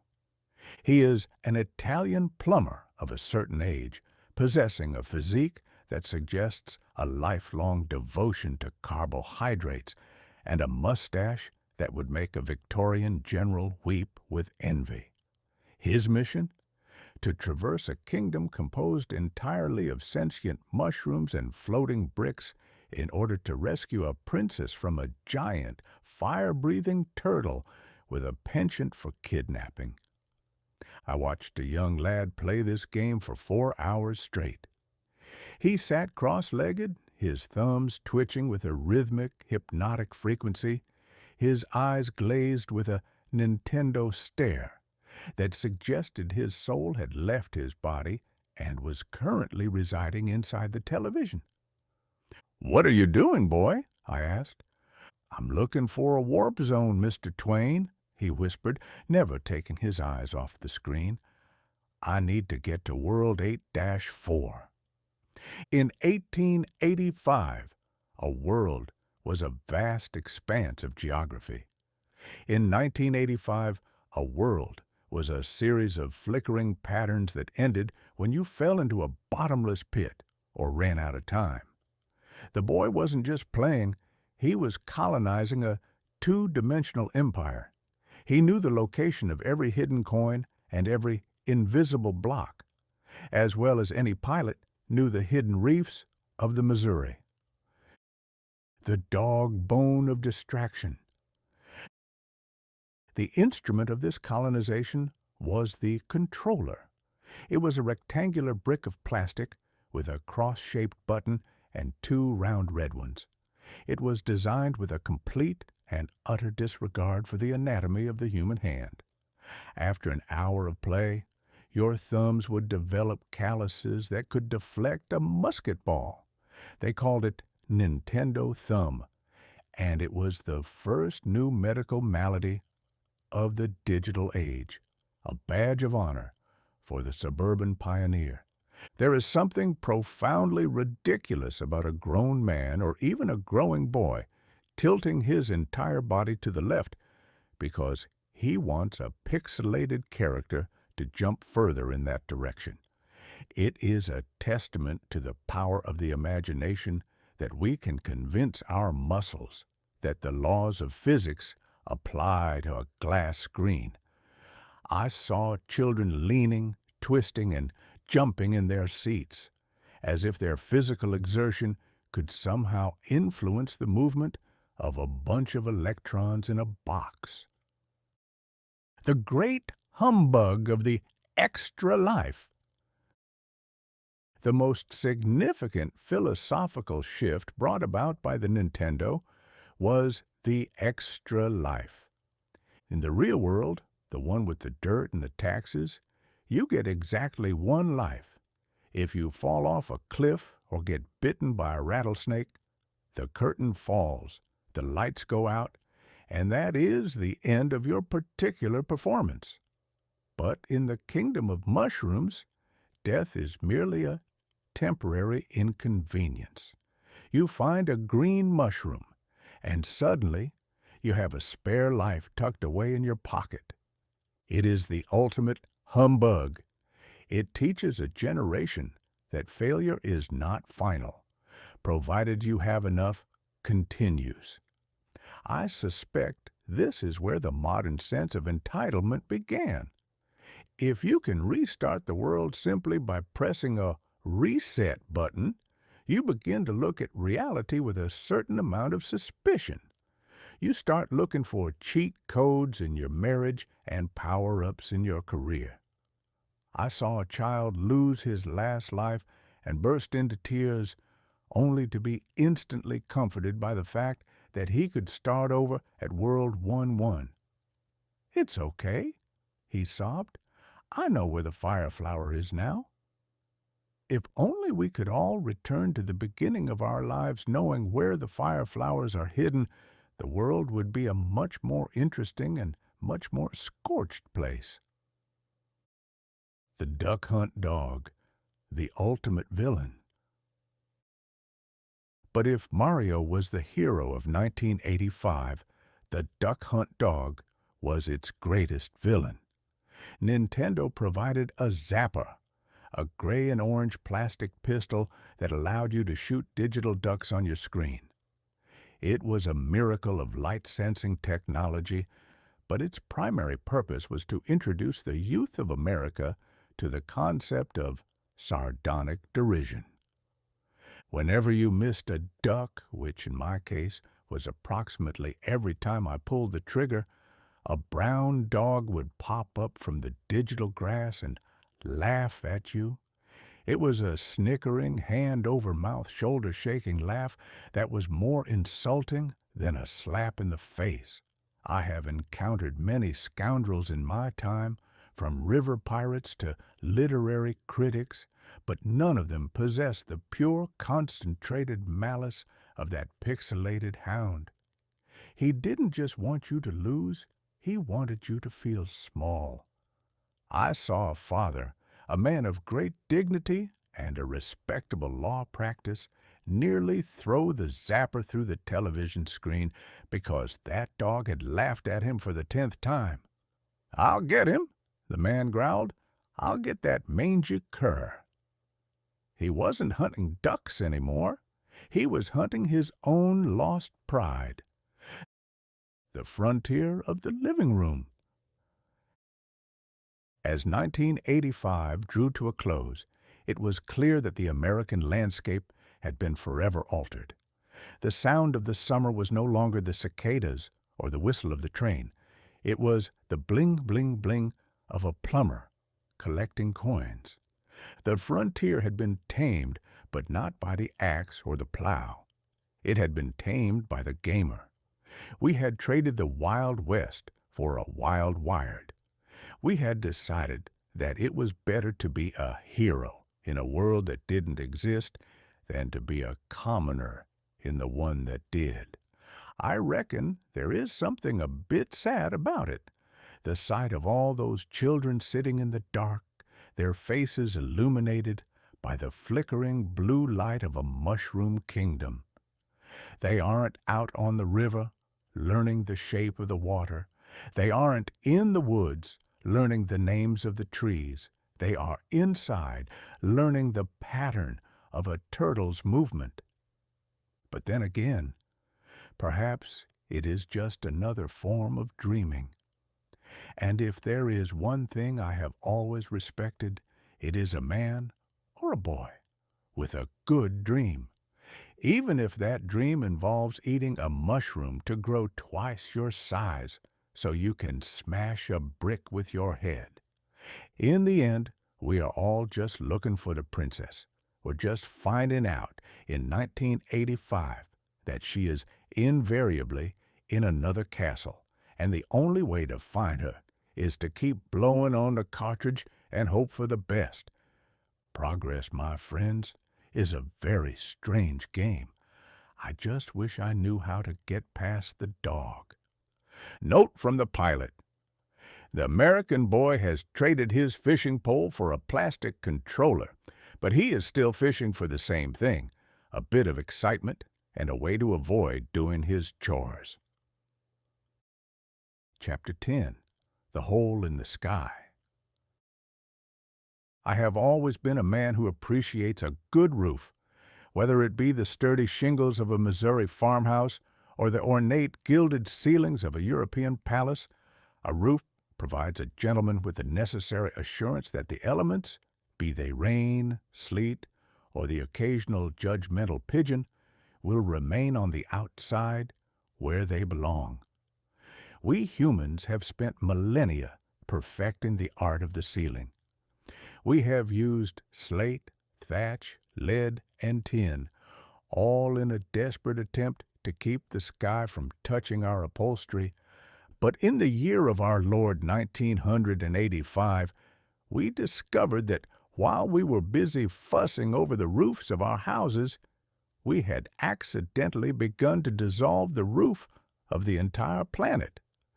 British scientists residing in the frozen, God-forsaken reaches of Antarctica, a place where men go primarily to grow magnificent beards and lose their toes to frostbite, announced that they had found a hole, not a hole in the ice, mind you, or a hole in their socks, but a hole in the sky itself. Specifically, a hole in the ozone layer, a thin, invisible parasol of gas that stands between the human race and the unfiltered, blistering fury of the sun. And the culprit? It wasn't a meteor, a volcano, or the wrath of a disgruntled deity. It was hairspray. The humbug of the invisible shield. Now, I have encountered many invisible things in my time. Ghosts, political promises, and the nutritional value of a railway sandwich. But the ozone layer is perhaps the most impressive of the lot.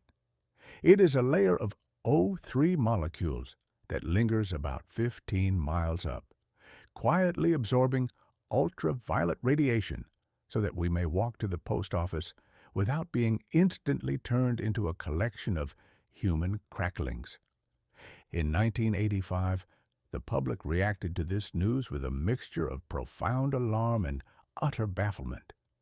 It is difficult to get a man to worry about a hole he cannot see, caused by a gas he cannot smell, located in a place he will never visit. If you tell a man his chimney is on fire, he will run for a bucket. If you tell him the stratosphere is thinning over the South Pole, he will likely ask you if that's why his television reception has been so spotty lately. But the evidence was irrefutable. We were poking holes in the ceiling of the world, and we were doing it with the most trivial tools imaginable, the aerosol can and the refrigerator. The Great Lacquer Crisis. To understand the 1985 ozone panic, one must understand the 1985 hair. As I have noted in previous chapters, the mid-'80s was a time of unprecedented follicular ambition. We were not merely wearing hair, we were constructing monuments. We were teasing, crimping, and lofting our locks into shapes that defied the laws of physics and the dictates of good taste. But to keep a structure that massive from collapsing under its own weight, one required a chemical bonding agent of immense power. We used hairspray. We used it by the gallon. We used it until the air in every suburban bathroom in America was approximately 80% lacquer and 20% oxygen. Inside those cans was a propellant known as chlorofluorocarbons, or CFCs. Now, I am no chemist, but chlorofluorocarbon is a word that sounds like it was invented by a man who wanted to make sure no one ever asked him what it actually was. It is a stable, non-toxic, non-flammable gas, the perfect humbug. It does its job on Earth without a fuss, but once it escapes the bathroom window, it begins a long, slow climb into the heavens. Once it reaches the ozone layer, the sun's rays break it apart, and the chlorine atoms go to work like a pack of starving wolves in a sheepfold. A single chlorine atom can destroy 100,000 ozone molecules. We were quite literally spraying our way to oblivion so that our mullets would stay stiff in a light breeze. The irony of the armpit. It wasn't just the hair, of course. We were also terrified of smelling like ourselves. The 1985 human was obsessed with freshness, a state of being that usually involved smelling like a chemical approximation of a pine forest or a mountain spring. We used aerosol deodorants with a fervor that bordered on the religious. I find a profound biting irony in this. We were so concerned with the atmosphere in our immediate vicinity, the 3 inches around our armpits, that we were willing to sacrifice the atmosphere of the entire planet. We wanted to stay dry and fragrant, even if it meant that our grandchildren would eventually have to go to the beach in lead-lined suits.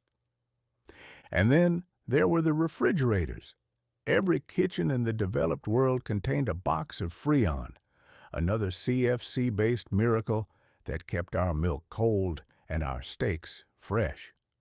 We had traded the ice box, which required nothing more than a block of frozen water and a strong back, for a chemical box that leaked invisible poison into the sky.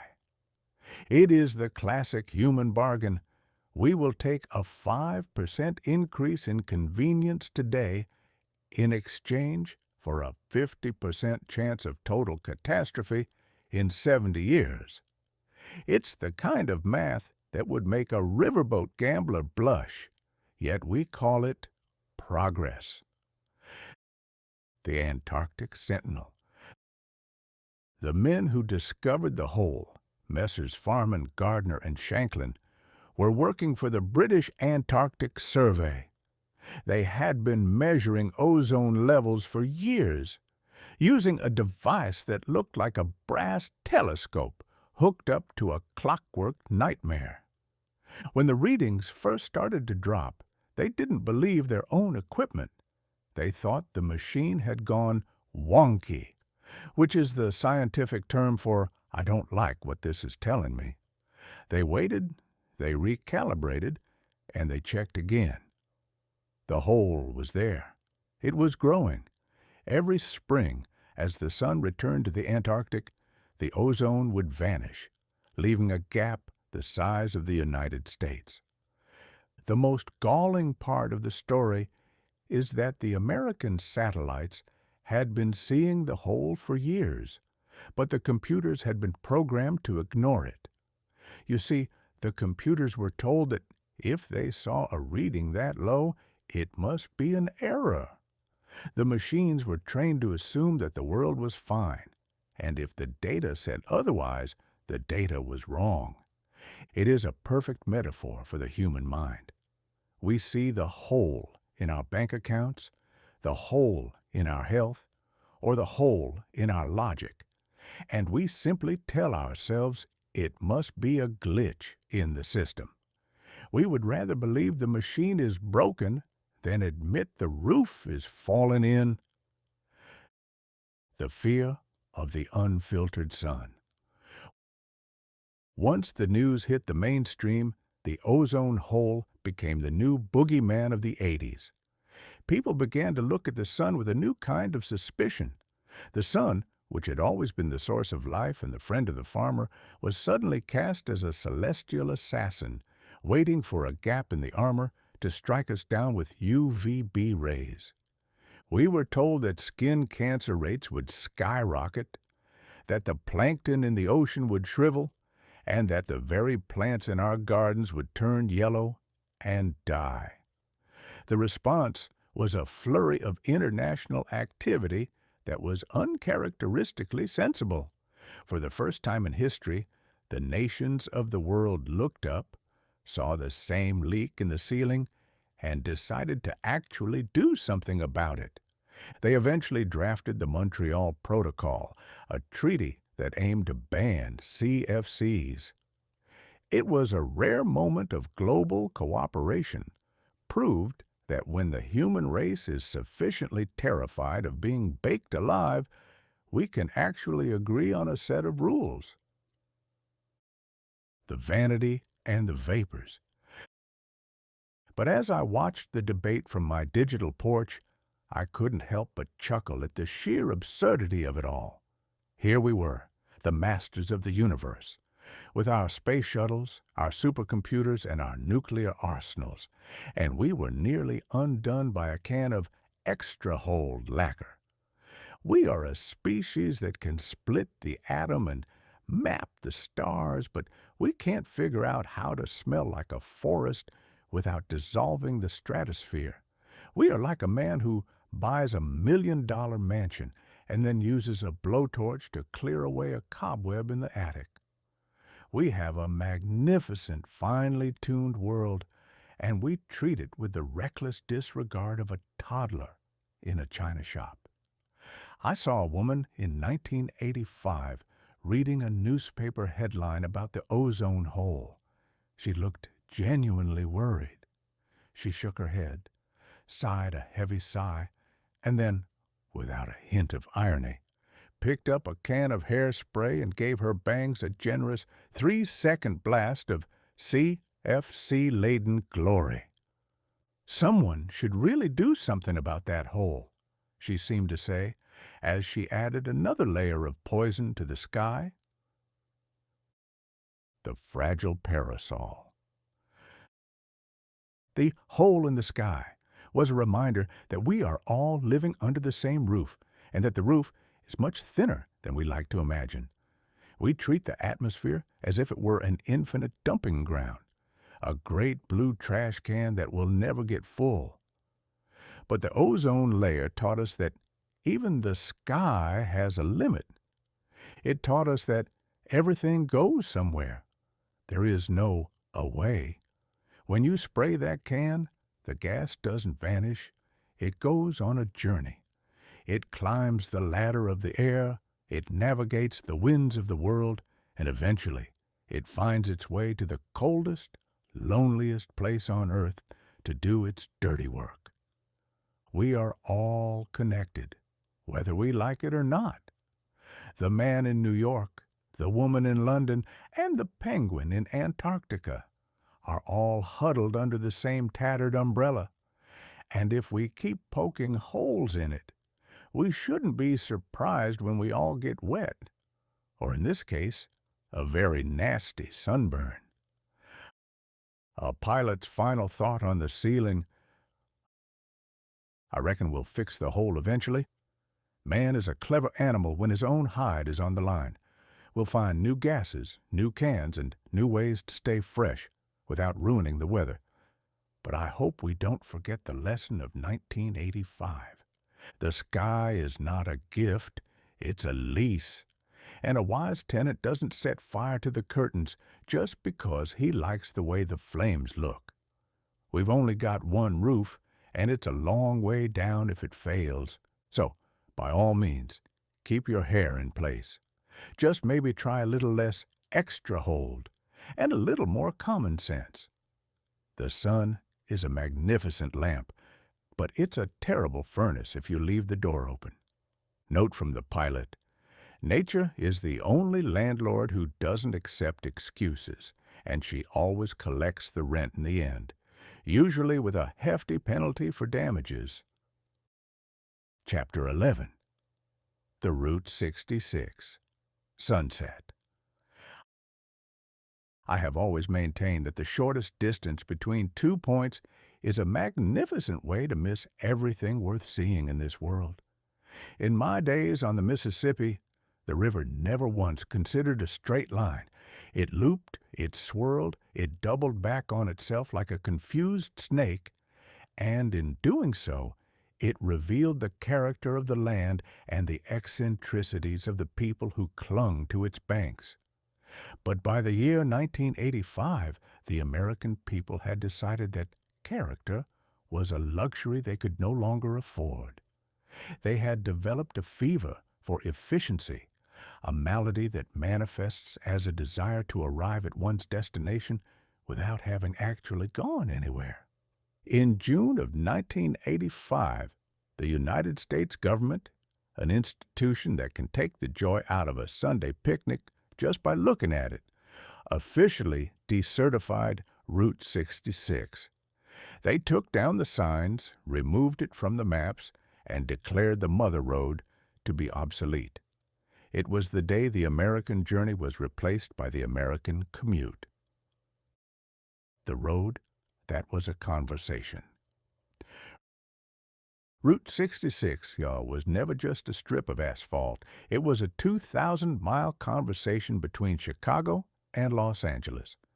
It was born in 1926, a time when a car was still considered a daring adventure rather than a padded isolation chamber.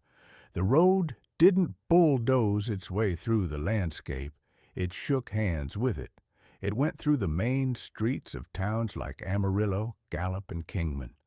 It paused to look at the neon signs of diners and the questionable architecture of wigwam motels. To travel Route 66 was to participate in a grand, sprawling, picaresque novel. You couldn't help but learn something about your fellow man when you were forced to stop every 20 miles for a jumbo burger or to marvel at a world's largest ball of twine. It was a road built for the curious, the restless, and the people who weren't in any particular hurry to get to the end of their lives. But the 1985 human is not curious.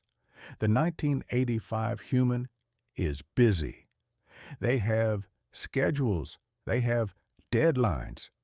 They have VCRs at home with clocks that are blinking 12 o'clock, and they are in a desperate rush to get back and fail to fix them. The interstate. The great flattening. The culprit in this assassination of the scenic was the interstate highway system. Now, I have seen some impressive engineering in my time, but the interstate is the most boring miracle ever devised. It was the brainchild of Mr. Eisenhower, who saw the German Autobahn and thought, "That's it. We need a way to move tanks across the country without being slowed down by a charming bakery or a scenic overlook." The interstate is a long gray strip of surgical tape applied to the face of the continent. It avoids the towns. It bypasses the people. It ignores the geography. If the interstate encounters a mountain, it cuts a hole through it.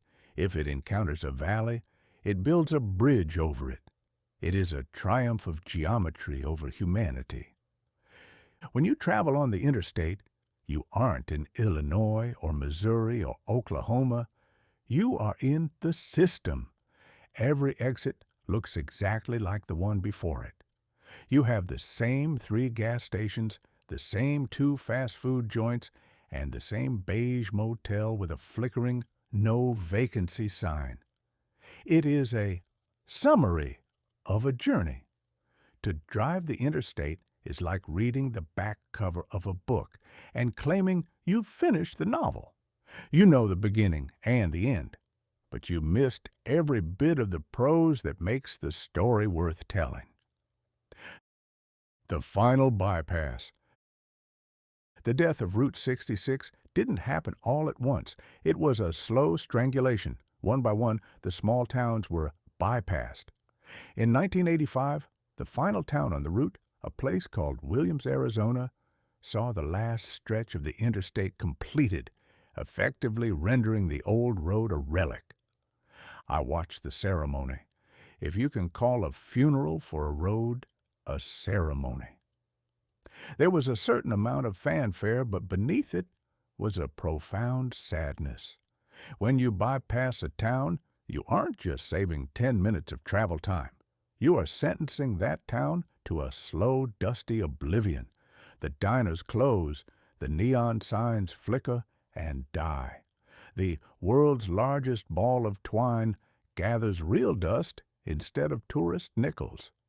We have traded the mom and pop for the corporate and cold. In 1985, America decided that it would rather have a predictable hamburger in a sterile plastic booth than a mysterious meatloaf in a diner where the waitress calls you honey and tells you about her gallbladder surgery. We have traded the authentic for the efficient, and in doing so, we have made the world a much smaller, duller place. The philosophy of the curve. I have always been a man who appreciates a good curve. A river that doesn't curve is a canal, and a canal is a ditch with pretensions. A road that doesn't curve is just a conveyor belt for people. There is a moral quality to a curve in the road. It forces you to slow down. It forces you to look ahead with a bit of caution. It reminds you that you are not the master of the world, but a guest in it. The interstate, with its long, straight stretches of nothingness, encourages a state of highway hypnosis, a condition where the brain shuts down out of sheer boredom. 1985 was the year we decided that being awake during our own lives was optional, provided we could get to the beach 20 minutes faster. I saw a family in 1985 driving a wood-paneled station wagon. The children were in the back, staring at Game Boys or poking each other out of spite. The father was white-knuckling the steering wheel, his eyes fixed on the bumper of the truck in front of him. They were doing 75 miles per hour. They were making good time. "Where are you going, friend?" I asked. "California!" he shouted without looking away from the road. "We've got to be there by Friday." He didn't know he was passing through the painted desert. He didn't know he was crossing the tracks of the Santa Fe Railroad. He was just a man in a box, inside a larger box, moving through a gray tube. He wasn't traveling. He was merely being relocated. The Mother Road's ghost. By decertifying Route 66 in 1985, the government thought they were tidying up the books. They thought they were clearing away the clutter of the past to make room for the sleek digital future. But they forgot that Americans are a sentimental lot, especially when they've lost something they didn't know they valued. Almost as soon as the signs came down, a new kind of traveler appeared, the nostalgia seeker. People began to look for the old road. They went out with maps and compasses to find the abandoned stretches of asphalt, the rusted-out gas pumps, and the ghost towns. They wanted the Mother Road back. It is a classic human irony. We spend all our energy destroying the past in the name of progress, and then we spend all our money trying to find the ruins so we can take a picture of them. 1985 was the year we killed Route 66, and it was also the year we began to worship its ghost. The sunset of the American adventure. As the sun sets on the Mother Road, it sets on a particular kind of American freedom, the freedom to get lost, the freedom to find a town that isn't on the map, the freedom to meet a stranger who doesn't have a corporate script. We are now a nation of destinations. We don't go for a drive anymore. We commute to a location. We have replaced the winding path with the impersonal efficiency of the interstate, comparing it to reading a summary of a book instead of the prose. And while we may be getting to where we're going faster than ever before, I can't help but wonder if we've forgotten why we wanted to go there in the first place. I reckon I'll stay here on my digital porch and remember the dust. The dust had flavor, the dust had history. The interstate has nothing but the smell of diesel and the sound of tires on concrete. Give me a road with a pothole and a story over a highway with a toll booth and a vacuum any day. The Mother Road may be decertified, but as long as there's a man with a sense of wonder and a car with a half tank of gas, she'll never truly be closed. Note from the pilot: a straight line is the shortest distance between 2 points, but a curve is the shortest distance between a man and his soul. Chapter 12. The Windows 1.0.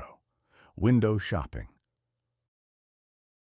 I have always believed that a window's primary purpose is to allow a gentleman to observe the neighbor's dog without having to commit to a physical interaction, or perhaps to gauge whether the weather is sufficiently menacing to justify a second pot of coffee.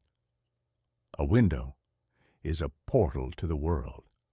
But in November of 1985, a young man named Mr. Bill Gates, who possesses the earnest, scrubbed-clean appearance of a boy who has just been caught trying to explain a chemistry explosion in the cellar, decided that the window should no longer be a hole in the wall.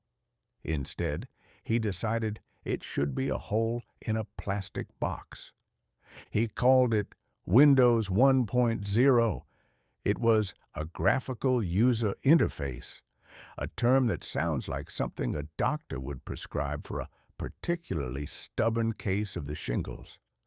And while the world was told this was the dawning of a new age, I found myself wondering why anyone would want to go window shopping inside a machine when they could just walk down Main Street and see the real thing.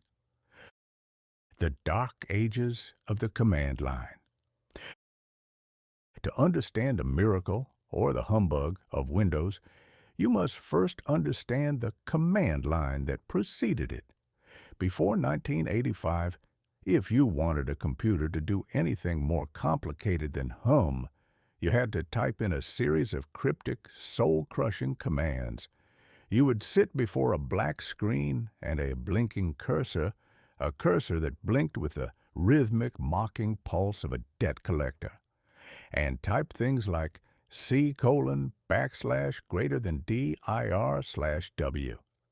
If you made a single mistake, if you misplaced a colon or forgot a backslash, the machine would inform you that you had committed a syntax error, which is the digital equivalent of being told your fly is unzipped in the middle of a sermon. It was a cold, linguistic desert. It required the patience of a saint and the typing speed of a court stenographer. Then came Windows, Mr. Gates and his associates at Microsoft decided that the common man was too tired or too sensible to learn the secret language of the machine. They decided that instead of telling the computer what to do with words, we should point at it with pictures. They turned the computer into a digital puppet show. The arrival of the plastic rodent. The primary instrument of this new era was the mouse. Now, I've spent a great deal of my life trying to keep mice out of my desk. A mouse in a desk is a sign of a failing household or an overabundance of cheese.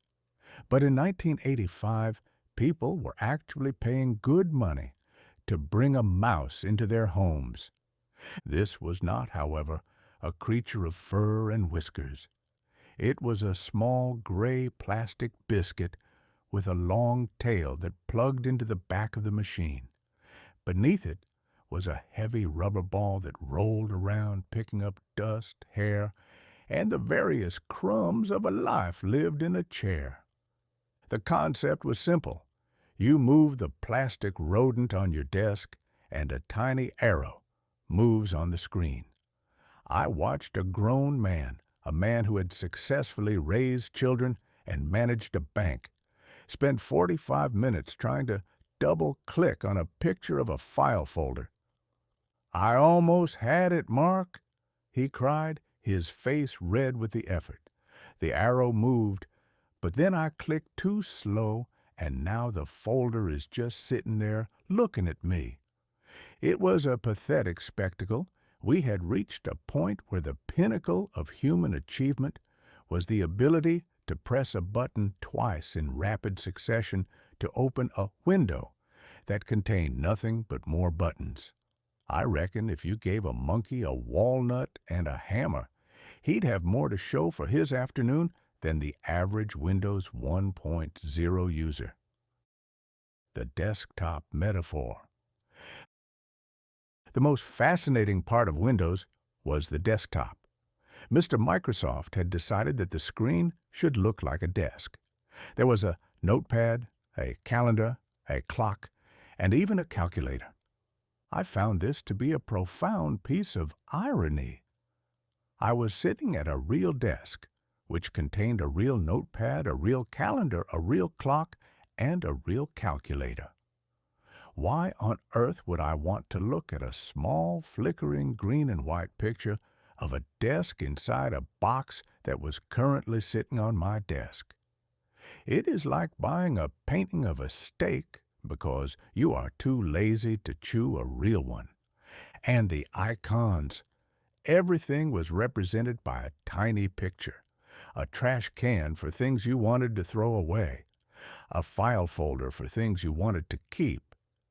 It was as if the human race had spent 5,000 years developing the alphabet only to decide that we'd rather go back to hieroglyphics. We were turning ourselves back into ancient Egyptians, only with less interesting headwear and more beige plastic. The tiling tyranny. Now, in the modern day, people are used to windows that overlap. You can put one on top of the other like a messy stack of papers. But Windows 1.0 did not overlap. It tiled. If you opened two windows, the machine would automatically split the screen down the middle, giving each one exactly half the space. If you opened three, it looked like a quilt made by a mathematician with a grudge. It was a very tidy, very rigid way of looking at the world. It didn't allow for the natural chaos of the human mind. My real desk is a catastrophe of half-finished manuscripts, tobacco ash, and unpaid bills. If my desk were tiled, I wouldn't be able to find my own hat. But the machine insisted on order. It was a graphical interface that acted like a drill sergeant. You could move the windows, you could resize them, but you could never ever let them touch. It was a very polite, very 1980s form of segregation. The speed of a glacial thaw. The greatest humbug of Windows 1.0, however, was its speed, or rather, its complete and utter lack thereof. The computer of 1985 was not designed to draw pictures. It was designed to crunch numbers. Forcing it to draw a window was like asking a mule to paint a watercolor. It could do it, but it was going to take its sweet time and complain the entire way. When you clicked on a menu, the computer would pause. It would hum. It would grind its disk drive with a sound that suggested it was reconsidering its career path. Eventually, perhaps after you had aged a year or two, the menu would drop down, one pixelated line at a time. "Look at that," a salesman told me. "It's instantaneous." "My dear sir," I replied, "I have seen a one-legged turtle cross a muddy road with more instantaneous velocity than your menu. I could write a letter, mail it, and receive a reply in the time it takes for that clock icon to update its minute hand." But the people didn't care. They were mesmerized by the graphics. They were window shopping in a new dimension. It didn't matter if it was slow, it was visual. We were entering the age where the look of the thing was far more important than the work of the thing. The Vaporware Legacy. It should be noted that Windows 1.0 was famously delayed. Mr. Gates had announced it years earlier, and it had become what the press called vaporware, a product that exists only in the imaginations of the marketing department and the dreams of the gullible. When it finally arrived in 1985, it was a bit like a long-awaited guest who shows up late, forgets his tie, and can't remember anyone's name. It was buggy, it was limited, and most people didn't have a computer powerful enough to run it without the machine bursting into tears. And yet, it was the beginning of the end for the command line. It was the moment the computer stopped being a tool for the elite and started being a toy for the masses. By making the machine friendly, by giving it a desktop and a wastebasket, Microsoft had successfully convinced the world that the computer was a member of the family. A slightly dim-witted, slow-moving member of the family, perhaps, but a member nonetheless. A writer's final view of the glass. As I look through my own digital window, I can't help but feel a certain melancholy for the era of the word. We have traded the precision of the sentence for the convenience of the icon. We have replaced the command with the click. Windows 1.0 was a humble beginning, a flickering green and white promise of a future where we would all spend our lives staring into boxes. It was the first time we were told that we didn't need to understand how the machine worked as long as we knew where to point the mouse. I reckon Mr. Gates knew what he was doing. He knew that the human animal is inherently lazy and easily distracted by shiny things. Give a man a black screen and he'll think. Give him a window and he'll just stare. As for me, I think I'll go to a real window now. I want to see if that dog is still out there. I don't need a graphical interface to tell me it's raining. I can smell the mud from here, and it doesn't require a double click to enjoy. Progress, my friends, is a pane in the glass. Note from the pilot: a computer window is a wonderful thing, provided you don't mind the fact that it only shows you what the manufacturer wants you to see. Chapter 13, The Brat Pack Philosophy.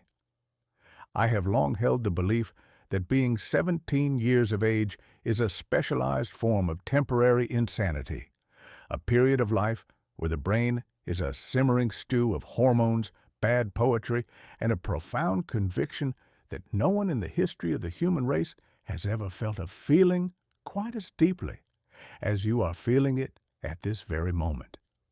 In my day, the cure for being 17 was usually a steady job in a sawmill or a long trip down the river on a raft. Hard labor has a marvelous way of clearing the fog of adolescent brooding. But by 1985, the American teenager had been relieved of the sawmill, and in its place, they were given the shopping mall and the motion picture. The result was a cultural phenomenon known as the Brat Pack.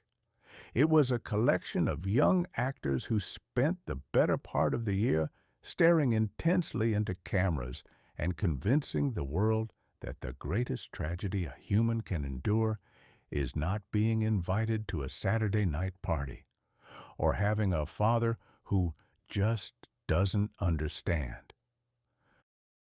The Detention Hall Academy.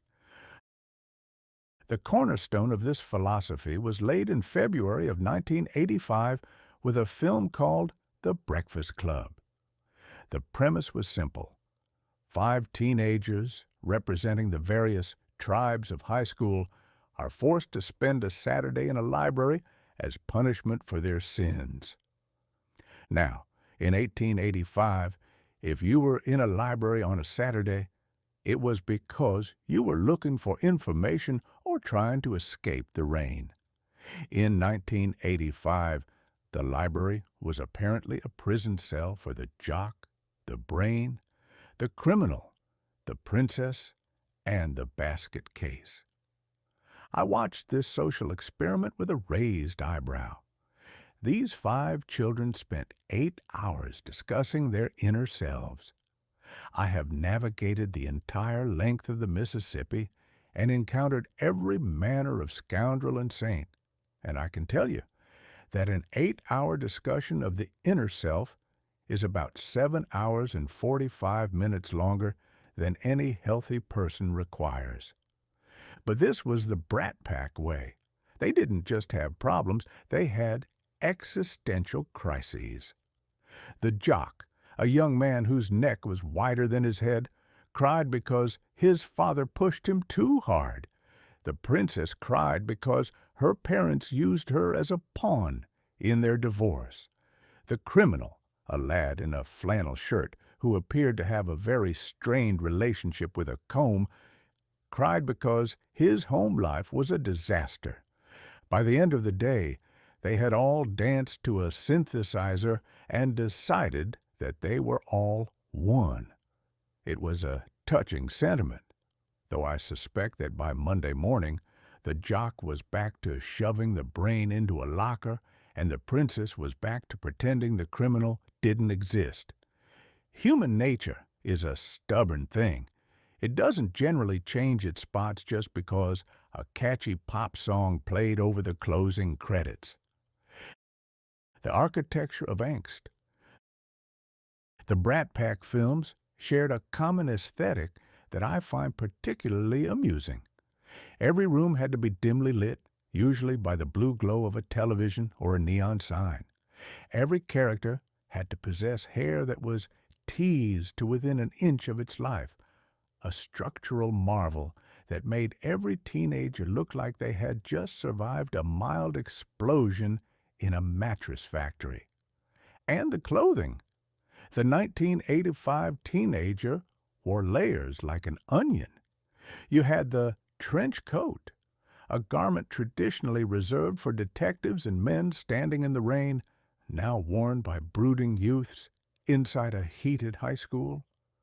Why a boy needs a coat that reaches his ankles while he's sitting in algebra is a mystery only the great architect could solve. I suspect it was to provide a sense of mystery, or perhaps a convenient place to hide a stolen cassette tape. But the true uniform of the Brat Pack was the pout. These actors, Mr. Estevez, Mr. Lowe, Miss Ringwald, possessed the ability to look at a sandwich with more tragic intensity than a Shakespearean hero looking at a skull. They had mastered the art of the deep stare, which involves looking off into the distance as if you are watching your last hope for happiness sail away on a ship, when in reality, you're just trying to remember where you parked your Camaro. St. Elmo's Fire, the postgraduate panic. Later in the year, the pack moved from the high school to the real world in a film called St. Elmo's Fire. This was a study of 7 friends who had just graduated from college and were shocked, I tell you, to find that being an adult involves things like paying rent and not having a saxophone solo every time you walk into a room. I watched these young adults navigate the complexities of life with all the grace of a steamboat in a hurricane. One was a yuppie, a term that stands for young urban professional, but usually means a man who loves his tie more than his neighbors. Another was a girl who spent her entire inheritance on a postmodern apartment that featured a giant portrait of herself on the wall. They gathered every night at a bar called St. Elmo's to complain about how difficult it was to be beautiful, wealthy, and young in America. I found myself wishing I could reach through the screen and hand them a hoe and a row of potatoes. There is no angst that can survive a day of hoeing potatoes in the July sun. But in 1985, the hoe had been replaced by the briefcase, and the potato had been replaced by the line of credit, the soundtrack of the soul. One cannot discuss the Brat Pack without discussing the music. In my day, a feeling was accompanied by the sound of the wind, or perhaps a distant banjo. In 1985, every feeling was punctuated by a drum machine. The music was loud, it was electronic, and it was relentlessly significant. When a Brat Pack character realized they were in love, the music would swell with the sound of 1,000 robotic angels. When they realized they were lonely, a saxophone would appear out of the shadows to provide a mournful, brassy wail. The 1985 youth believed that life was a movie, and every movie needs a theme song. They walked down the street with a certain stride, imagining that the world was watching them in slow motion while a man with very large hair sang about not forgetting him. It was a magnificent piece of self-delusion. The truth is that most of us walk through life in real time to no music at all, and the only thing the world is watching is whether or not we're going to trip over our own shoelaces. The mall, the new town square. The Brat Pack philosophy found its physical home in the shopping mall. The mall was the cathedral of the 1980s, a place where the teenage soul went to seek salvation through the purchase of leg warmers and Orange Julius. In my youth, the center of town was the livery stable or the general store. You went there to hear the news and see your neighbors. In 1985, you went to the mall to see and be seen, and to practice the Brat Pack stroll. It was a place of artificial light and climate-controlled emotions. You could be anxious in the food court, rebellious at the record store, and romantic by the fountain, all without ever having to encounter a single gust of real wind or a speck of actual dirt. The mall provided the perfect backdrop for the specialized insanity of the 17-year-old. It was a world where everything was new, everything was shiny, and everything was for sale. It taught a generation that the solution to a broken heart was a new pair of sneakers, and that the cure for a crisis of identity was a makeover set to a montage. The legacy of the brood. As I look back at the Brat Pack of 1985, I see a group of young people who were desperately trying to find a meaning in a world that was rapidly becoming all surface and no substance. They were the first generation to grow up in a world of VCRs and MTV, where life was something you watched rather than something you did. They gave the world a new vocabulary of cool. They taught us that it was better to be misunderstood than to be ordinary. They convinced us that the struggles of a middle-class teenager in a Chicago suburb were as epic as the struggles of the Greeks at Troy. And while I may poke fun at their hair and their pouts, I must admit there was a certain honesty in their theatricality. Every 17-year-old does feel like the world is a stage, and they are the only ones who know the script. Every teenager does believe that their Saturday detention is a spiritual pilgrimage. 1985 was the year the teenager was officially recognized as a separate species, a creature of angst, denim, and high-fidelity sound. And while the Brat Pack eventually grew up, got haircuts, and started playing parents in the movies, their philosophy remains. We are still a world that loves a good brood, still a world that looks for a theme song, and still a world that hopes, deep down, that someone will remember us when the credits roll. I reckon I'll stick to the river. The river doesn't have a saxophone solo, and it doesn't care about your inner self, but at least it never tries to sell you a pair of fingerless gloves.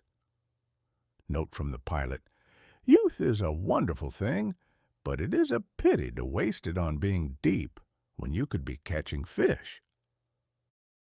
Chapter 14. The Titanic's Ghostly Echo. I have always been of the opinion that a secret is a very fine thing to have, primarily because it costs nothing to maintain and grows in value the longer you refuse to share it. For 73 years, the Atlantic Ocean held a secret of prodigious proportions, a 46,000-ton secret made of Edwardian pride and cold, unyielding steel. But as I noted in our earlier excursion to the seabed, 1985 was not a year for secrets. It was a year for exclusives. It was a year for special reports. It was the year we decided that the deep, dark silence of the ocean was merely a lack of proper lighting.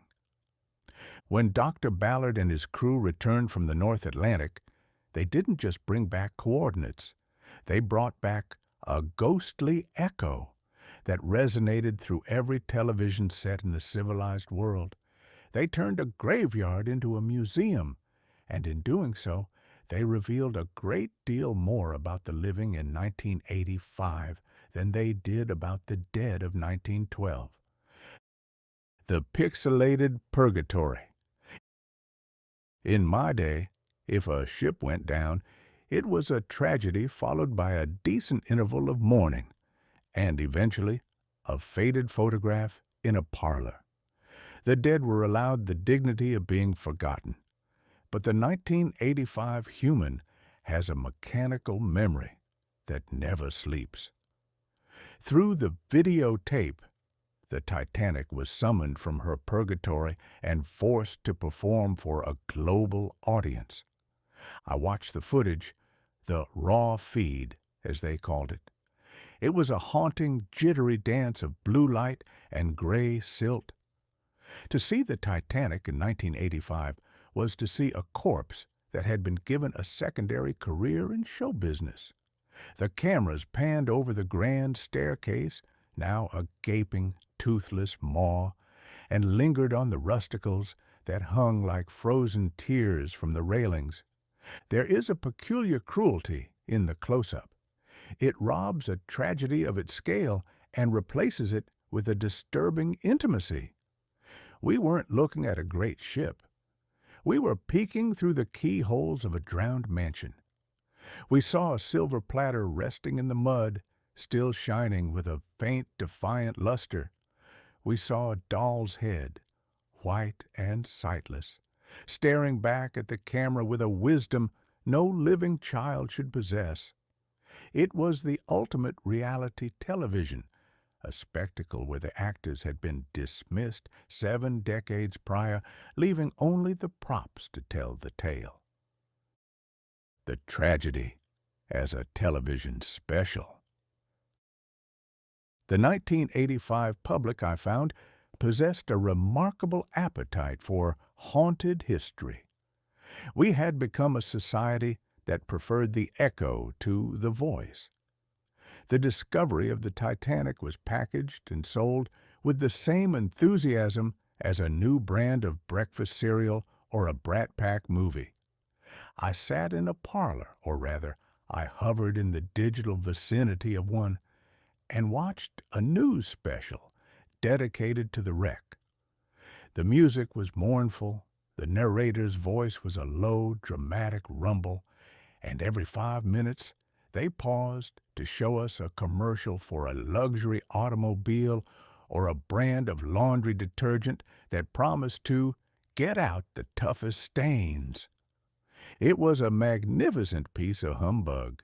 We were being invited to mourn the loss of 1,500 souls while simultaneously being encouraged to consider the benefits of a low-interest car loan. The Titanic had become a product. It was no longer a cautionary tale about human hubris. It was a media event. We had managed to turn a maritime disaster into a way to sell soap. I reckon if the ancient Egyptians had possessed television, they'd have broadcast the opening of Tutankhamun's tomb with a catchy jingle and a limited-time offer on papyrus. The river pilot's perspective. As a man who once earned his bread by reading the face of the water, I find this ghostly echo to be a bit of a trespass. The water is a jealous mistress. She doesn't like to give back what she's taken. On the Mississippi, when a boat snagged and went down, we didn't go back with cameras to see how the mud was treating the chandeliers. We respected the river's verdict. But the 1985 human believes that everything is recoverable. We believe that if we have a sufficiently powerful searchlight, there is no darkness we cannot illuminate. We have lost the ability to be awestruck. To be awestruck is to stand before a mystery and acknowledge that you are small. But when you can see that mystery on a 19-inch screen while eating a microwave burrito, the mystery begins to look like just another program. The echo of the Titanic was loud, but it was hollow. It gave us the what and the where, but it couldn't give us the why. We saw the ship, but we couldn't feel the cold. We saw the wreckage, but we couldn't hear the silence. We had the image, but we had lost the gravity. The souvenir industry of the soul. Almost immediately after the footage was released, the scavenger instinct kicked in. People began to talk about salving the wreck. They wanted to bring up the coal, the china, the rivets, even the very hull itself. I find this to be the most 1985 impulse of all, the desire to own a piece of a tragedy. We have a strange belief that if we can touch a relic, we can somehow possess the history it represents. We wanted to put the Titanic in a gift shop. We wanted to buy a genuine piece of Titanic coal for $19.95, plus shipping and handling, so we could keep it on our mantles and feel a connection to the past. But you cannot buy a connection to the Titanic any more than you can buy a connection to a sunset. The coal is just carbon. The china is just clay. The echo isn't in the object. It's in the memory. By trying to turn the graveyard into a department store, we were merely proving that our greed is as deep as the ocean and twice as cold. The arrogance of the lens. There is a final irony in the ghostly echo of 1985. We spent millions of dollars to send cameras 2 miles down to prove that the Titanic was, in fact, there. We wanted to confirm her defeat. We wanted to see the unsinkable ship lying in pieces as a sort of validation of our own modern superiority. Look at those poor Edwardians, we seemed to say. They thought they were so clever, and look at them now. We, however, have satellites. We have computers. We have new Coke. We are the real masters of the world. But as I watched the cameras move over the rusted remains, I couldn't help but notice that the ocean was already working on us, too. The salt was eating the cameras. The pressure was testing the seals. The very technology we used to observe the wreck was itself a Titanic in the making, a complex, fragile assembly of parts that will eventually end up as a curious shape on some future explorer's monitor. Conclusion: the unfinished story. The ghostly echo of the Titanic in 1985 didn't close the book on the tragedy. It merely started a new, more commercial chapter. It taught us that in the age of information, nothing is ever truly lost. Everything is just waitlisted until the technology catches up. We had turned the Titanic into a television star, a museum exhibit, and a piece of souvenir coal. We had domesticated the disaster, but as the Knorr sailed away and the lights of the Argo were extinguished, the ship returned to the darkness. And in that darkness, she remains what she has always been, a reminder that the water always has the last word, no matter how many gigawatts you bring to the argument. I reckon I'll leave the deep-sea diving to the scientists and the television producers. I prefer my ghosts to stay in the stories where they belong. A ship at the bottom of the sea is a profound thing. A ship on a television screen is just a reason to change the channel. And if you'll excuse me, I believe there's a commercial coming on for a hair growth tonic that uses space-age technology. I've seen enough progress for one day. I think I'll go find a quiet corner of the digital ether and have a nap. Note from the pilot: the camera can turn a tragedy into a museum, but it takes a poet to understand why we're still looking for the door. Chapter 15. The First .com. I have always been a man who appreciates the value of a good name. In my time, a name was something you carved into a tree, printed on a title deed, or, if you were particularly unlucky, found at the top of a wanted poster in a dusty sheriff's office. A man's name was his brand, his honor, and his primary means of securing a line of credit at the local tavern. But in March of 1985, the human race decided that names were no longer merely for identifying persons or places. They were for homesteading the invisible. On the 15th of that month, a company with the rather sterile and uninspiring name of Symbolics Inc. did something that would have sounded like pure, unadulterated gibberish to a riverboat pilot. They registered the very first .com domain, symbolics.com. To the casual observer in 1985, this was an event of staggering insignificance, ranking somewhere between the discovery of a new type of lichen and a slight change in the price of polyester. But to a man like myself, who has seen land rushes that turned peaceful prairies into stampeding riots of greed, I recognized it for what it truly was: the beginning of the great name rush. The Oklahoma land rush of the mind. I remember the land rush of 1889. I saw men on horseback, men in wagons, and men on foot, all waiting for a bugle to sound so they could tear across the landscape to hammer a stake into a patch of dirt they had never seen before. It was a chaotic, dusty, and thoroughly American spectacle. We understood dirt. Dirt could grow corn. Dirt could hold a foundation. Dirt was something you could stand on and shoot at anyone who tried to take it from you. But the land rush of 1985 was a far more peculiar affair. There were no bugles, no horses, and certainly no dirt. Instead of hammers and stakes, these new pioneers used keyboards and telephone lines. They weren't claiming acres of soil. They were claiming acres of the alphabet. By registering symbolics.com, these gentlemen had fenced off a small, invisible corner of a digital wilderness. They had decided that from that moment forward, that particular combination of 9 letters and a period belonged to them. If you wanted to go there, you had to ask their permission.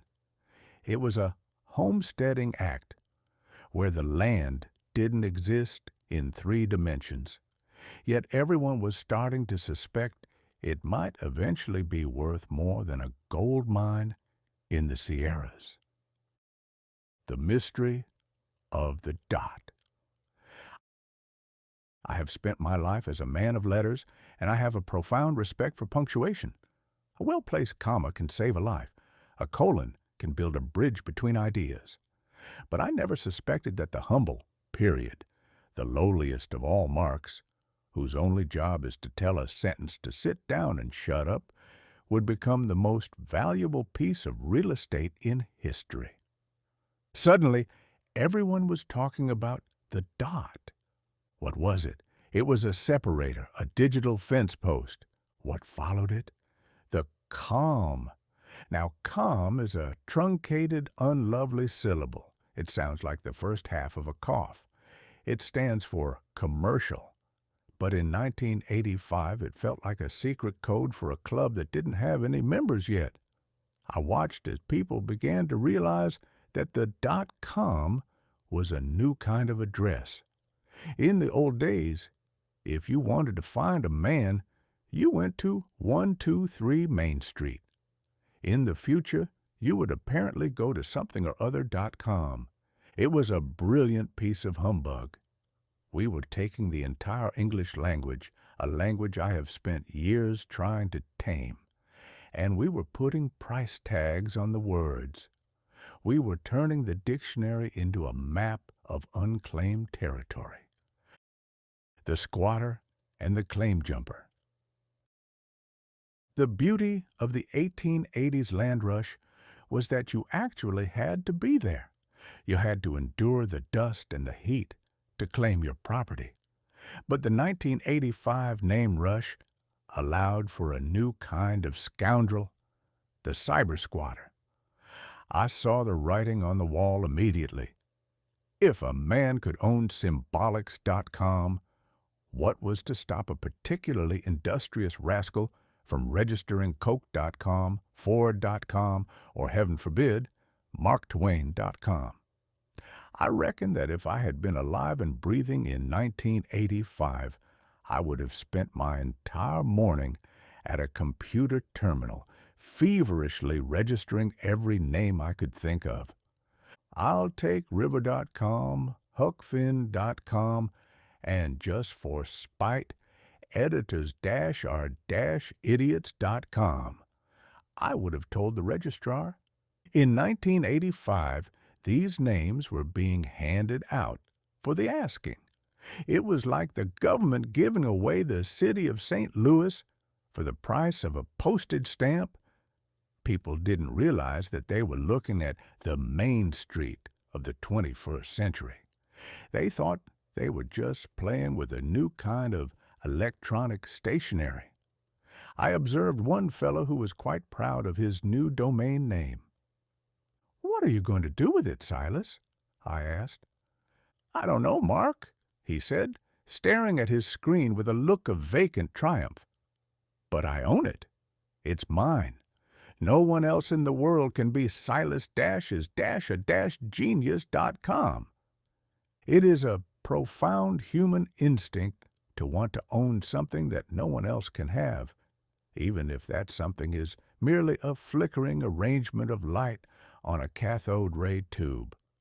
We are a species that would buy the moon if we could find a man with a deed and a convincing enough mustache. The invisible real estate office, the registration of symbolics.com marked the moment that naming became investing. We were no longer choosing a name for its meaning or its cadence. We were choosing it for its traffic. In the 19th century, a good name was one that suggested honesty and craftsmanship. In the .com era, a good name is one that is short, easy to spell, and likely to be typed by a man who is too tired to remember a long one. We began to value words not for the ideas they expressed, but for the ease with which they could be monetized. It is a sad day for literature when Apple is no longer a fruit, but a computer company, and Amazon is no longer a river, but a place where you buy socks. We have stripped the poetry from our vocabulary and replaced it with brand identity. We are subdividing the very air we breathe into .coms, .nets, and .orgs, as if we could put a padlock on a thought. TwAIn's digital homestead. As a man who has often found himself in pecuniary difficulties, a fancy way of saying I was broke and the creditors were at the door, I find the missed opportunity of 1985 to be particularly galling. If I had the sense God gave a Missouri mule, I would have registered history.com, truth.com, and sarcasm.com. I would be the wealthiest ghost in the machine. I could charge a royalty every time someone told a lie or attempted a witty remark. I would be the landlord of the human personality. But instead, I sit here in my digital rocking chair, watching the world fight over invisible acres of the alphabet. I see people paying millions of dollars for a domain name that consists of 3 letters and a dot. It is the ultimate evolution of the patent medicine salesman. In my day, they sold you a bottle of colored water that promised to cure your lumbago. In 1985, they started selling you a collection of letters that promised to make you a titan of the information age, the conclusion of the rush. The first .com was a quiet affair, but it was the first drop of rain before a flood that would eventually drown the old world. Symbolics, Inc. is long gone, swallowed by the very history it helped to create, but their .com remains, a digital monument to the day we decided to turn the alphabet into a stock market. We have built a new world where a man's address has nothing to do with where he sleeps and everything to do with where he clicks. We are all pioneers now, wandering through a wilderness of URLs and hyperlinks, looking for a place to call our own. I reckon it's a fine thing in its way. It's cleaner than the Oklahoma land rush, and you don't have to worry about your horse stepping in a gopher hole. But I do miss the dirt. You can't grow a potato on a .com, no matter how much memory your computer has. And if anyone out there is currently the owner of marktwain.com, I'd appreciate it if you'd leave a light on in the window. I've got a few more stories to tell, and I'd hate to think I've been evicted from my own name just because I was 70 years too late for the registration office. Note from the pilot: ownership is a magnificent delusion. We think we own the land until we are buried in it, and we think we own a name until the world forgets who we were. Chapter 16. the blockbuster night. I have always maintained that a library is a sacred place, a quiet sanctuary where the ghosts of great minds sit patiently on shelves, waiting for a living soul to strike a match of curiosity. But by the autumn of 1985, the American public had decided that while reading a book was a fine way to improve the mind, watching a moving picture while eating a bucket of chemically enhanced corn was a much better way to ignore it.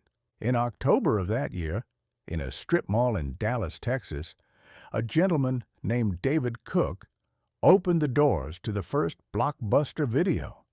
It was a temple of blue and yellow neon, a cathedral of plastic, and the birthplace of a new American ritual, the Friday night pilgrimage. The blue and yellow beacon. Now, I have seen many lighthouses in my time, grand stone sentinels that warned riverboats away from the jagged teeth of the shore. But the blockbuster sign was a different kind of beacon. It didn't warn you away from danger. It lured you into a world of new releases and special interests. The color scheme alone was a calculated assault on the senses, a vibrant, unyielding blue paired with a yellow so bright it could coax a sunflower into blooming at midnight. It was a visual shout. It said, "Inside this building, the 19th century is officially dead, and the 20th century has brought snacks." I watched a family approach the entrance. They moved with a certain frantic energy, a collective purpose usually reserved for fleeing a fire or chasing a runaway pig. This was the blockbuster night, a weekly event that turned the nuclear family into a high-stakes debating society. The black plastic brick. The object of their desire was the VHS tape. Now, I have handled many blocks of wood, bricks of clay, and slabs of lead, but I have never encountered an object quite as unlovely as the VHS cassette. It is a rectangular hunk of black plastic containing 2 spools of brown magnetic tape that looks remarkably like a dried seaweed salad. To a man of my generation, the idea that you could capture a 3-hour epic, complete with charging horses, weeping heroines, and exploding buildings, on a piece of tape no wider than a blade of grass is a piece of sorcery that would have made Merlin hand in his resignation. And yet, there they were, thousands of them, lined up on shelves like soldiers in a plastic army. And then there was the beta tape. I observed a small, dusty section of the store dedicated to Betamax. It was a smaller, sturdier, and, so I was told, superior format. But in 1985, superior was no match for popular. The beta tape was the high-minded scholar who speaks 6 languages but can't find his own hat. The VHS was the boisterous salesman who tells a great joke and owns the room. The war was over, and the black plastic brick had won. The Friday night jury. The most fascinating part of the blockbuster experience was the aisle wander. This was a peculiar form of social behavior where groups of people walked in slow clockwise circles, staring at the walls with the vacant intensity of a man trying to remember his own name. I watched a husband and wife stand before the action section. "Let's get the one where the man blows up the bridge," the husband suggested. "No," the wife replied, her voice heavy with the fatigue of 1,000 compromises. "We watched a bridge explosion last week. I want the one where the lady finds herself in a charming village in Vermont."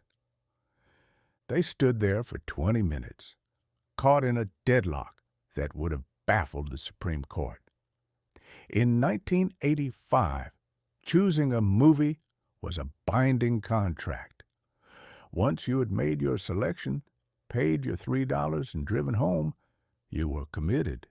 You couldn't scroll or swipe. You were married to that tape for 48 hours, for better or for worse, in sickness and in health, until the return slot did you part. But the true tragedy, the humbug of the highest order, was the empty case. I saw a young lad's face light up as he spotted a copy of Back to the Future on the shelf. He grabbed it with the triumph of a gold miner striking a vein, but when he looked behind the cover, the plastic clip was empty. "Someone else has the time-traveling car, Dad," he wailed. The disappointment was profound. In 1985, Blockbuster was a land of first come, first served. If the tape was gone, it was gone. You were left to choose a movie about a talking horse or a documentary on the history of the sweater, and no amount of wishing could put that car back on the shelf. The late fee, a modern purgatory. Now, we must discuss the late fee. I have a great deal of experience with debt, and I can tell you that the Blockbuster late fee was a masterpiece of corporate usury. It was a financial penalty disguised as a moral failing. If you did not return your tape by the appointed hour, a digital clock in the Blockbuster headquarters would trigger a fine that grew with the silent predatory persistence of a weed. I once heard of a man who forgot a copy of Gandhi under his sofa for a month. By the time he returned it, he owed enough money to buy the store and most of the surrounding parking lot. The late fee turned the act of entertainment into a race against time. On Sunday nights, the return slot became the most exciting place in town. I saw people leaning out of moving cars to hurl their tapes into the bin at 11:59 p.m., desperate to avoid the $1.50 penance. It was a grand democratic panic. It didn't matter if you were a doctor or a ditch digger. The late fee was the great equalizer. The Be Kind Rewind mandate. And what of the rewind?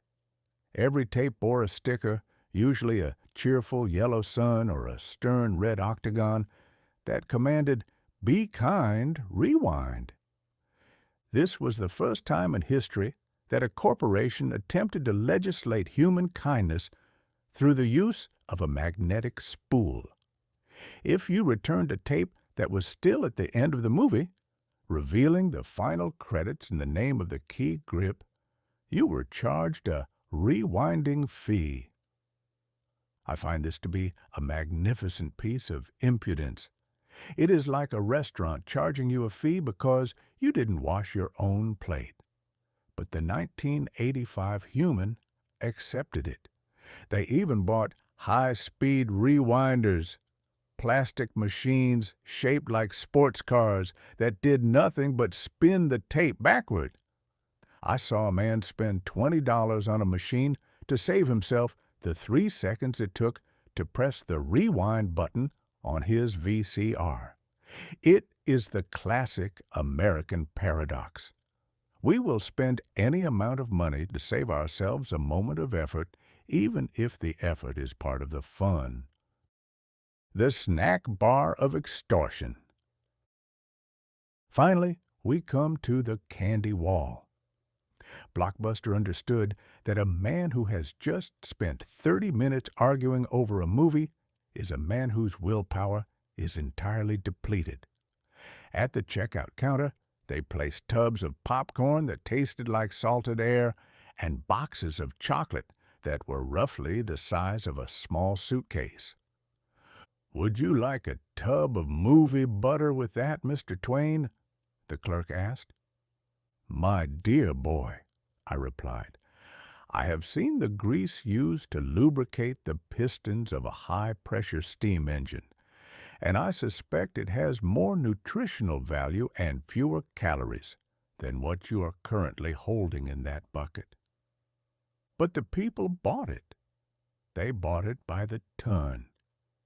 They went home with their black plastic brick and their salted air, ready to huddle in the blue glow of their television sets and pretend that they were at the theater. The sunset of the library.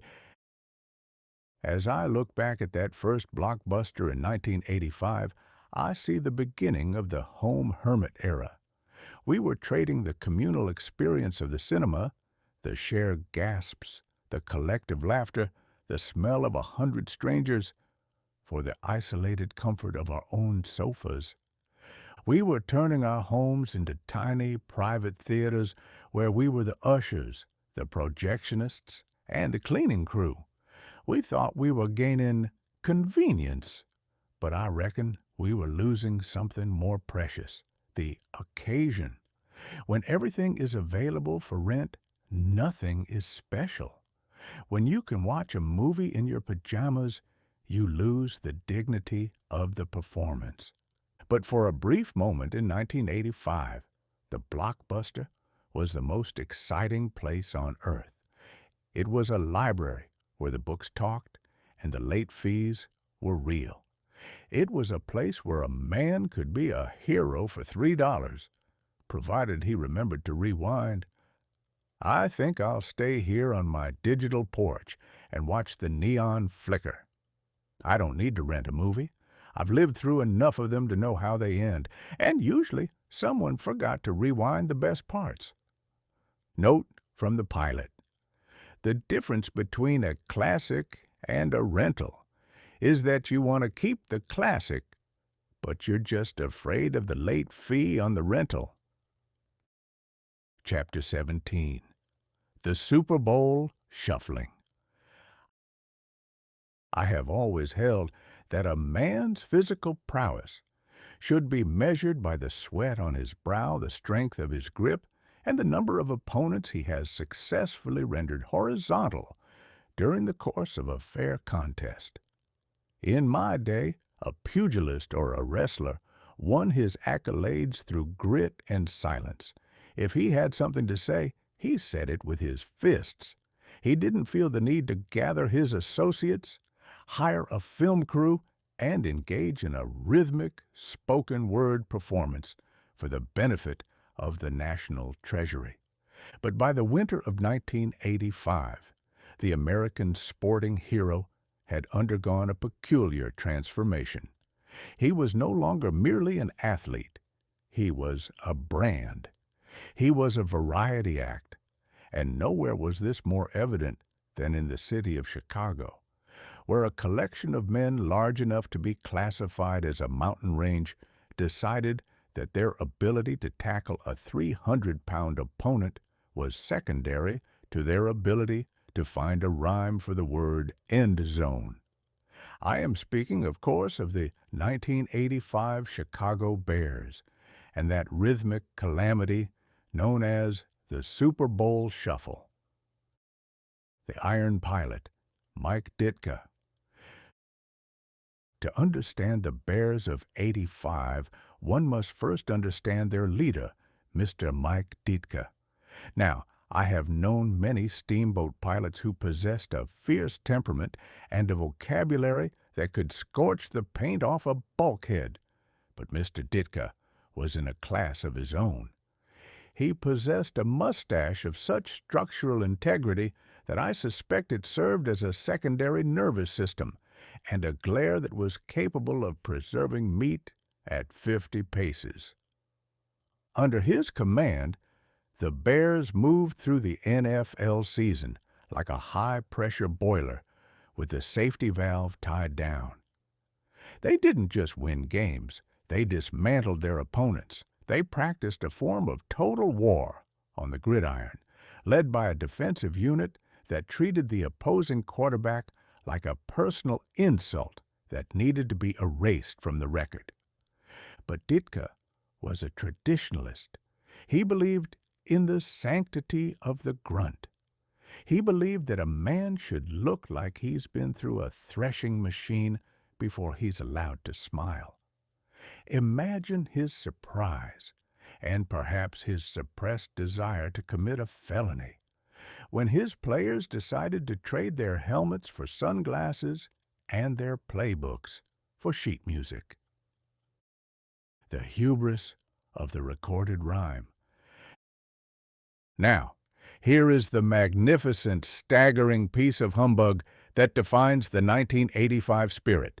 The Chicago Bears recorded the Super Bowl Shuffle in December of 1985. For those of you who do not follow the calendar of the Gladiator, the Super Bowl was not played until late January. These men had the unmitigated brass to record a victory song before they had even secured the championship. In my day, we called that counting your chickens before the eggs have even been introduced to the rooster. It is a level of hubris that makes the architects of the Titanic look like a group of humble, cautious churchwardens.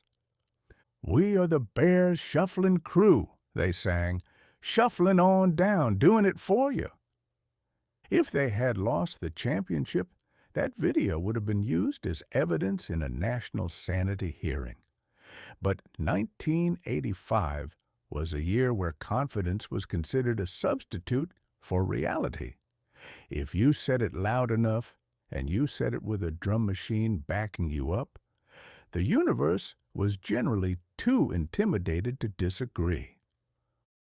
The appliance of the field, the refrigerator. The standout star of this musical troupe was a gentleman named William the Refrigerator Perry. I have seen many prodigies in my time, men who could eat a dozen eggs in a single sitting, or lift a mule over a fence. But the fridge was a physical phenomenon of a different order. He was a man-sized appliance. He was a 350-pound defensive tackle whom Ditka, in a fit of tactical genius, decided to use as a fullback. Watching the refrigerator carry a football was like watching a landslide trying to catch a bus. There is a certain terrifying beauty in a mass of that magnitude moving with purpose. If we assume the force of a tackle is governed by the equation, F equals ma, where m is the mass of the fridge and a is the acceleration of a man who has been told there is a buffet at the end of the end zone, then the resulting impact is enough to alter the rotation of the earth by several seconds. In the shuffle, Mr. Perry was given his own solo. "I'm the rookie, as you can see, a giant among men, that's me." It was a statement of fact that required no poetic license. He was a hero because he was large, he was cheerful, and he was capable of flattening any three men who stood in his path. He was the 1985 American dream rendered in 300 pounds of muscle and a gap-toothed grin. The rebel and the headband. And then there was Mr. Jim McMahon, the quarterback. If Ditka was the pilot, McMahon was the stowaway who had somehow taken over the wheel. He wore dark sunglasses at all times, presumably to hide the fact that he was perpetually unimpressed by everything, and he wore a headband that eventually became a legal battleground with the league commissioner. McMahon represented the Brat Pack influence on professional sports. He was the rebel with a cause, and that cause was usually having a good time while ignoring the rules. In the shuffle, he stood at the center of the stage, looking like a man who had accidentally wandered into a rap video while looking for a cold beer, and yet he managed to pull it off through the sheer power of cool. Analyzing the poetry. Let us take a moment to consider the lyrics of the Super Bowl Shuffle. I am a man who has spent a lifetime wrestling with the English language, trying to pin it down and make it behave. The Bears, however, took the language, tied it to a chair, and tickled it until it surrendered. The rhyme scheme, relentlessly aabb. It is the poetry of the nursery rhyme applied to the violence of the trench. The rhythm, somewhere between a march and a stumble, most of the players moved with the rhythmic grace of a bag of hammers falling down a flight of stairs. The message: we're so good we don't even have to try, but we're trying very hard to look like we're not trying. It was a rap, but it was a rap for people who found the actual rap music of the day, the likes of Run DMC, to be a bit too energetic. It was the muzak of hip-hop, and yet it sold 500,000 copies. It was nominated for a Grammy Award. I reckon if you give a man a jersey and a winning record, the public will forgive him for any crime against the arts, including the use of a cowbell during a spoken word bridge. Sports as the new variety show.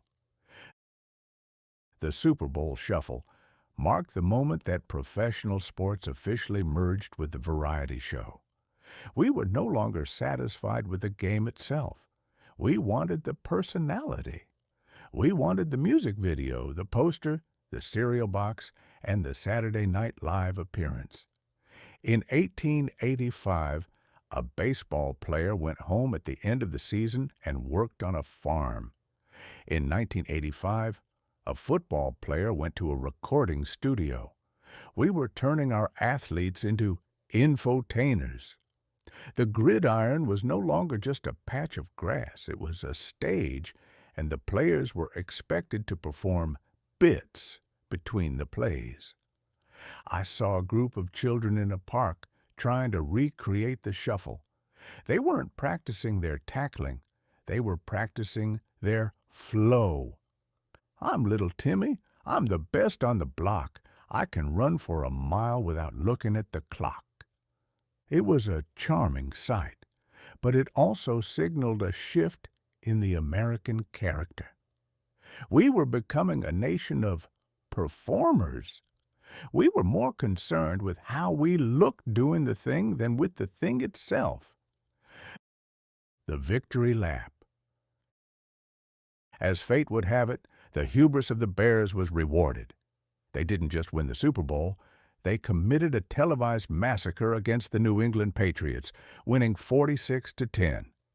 They proved that if you are sufficiently talented, the universe will allow you to be as arrogant as you please. The Super Bowl Shuffle became the anthem of the winter. It was played at every wedding, every bar mitzvah, and every grocery store opening in the greater Chicagoland area.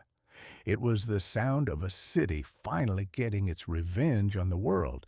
But as I look back at those men in their orange and blue jerseys, shuffling awkwardly for the camera, I see the beginning of the spectacle age.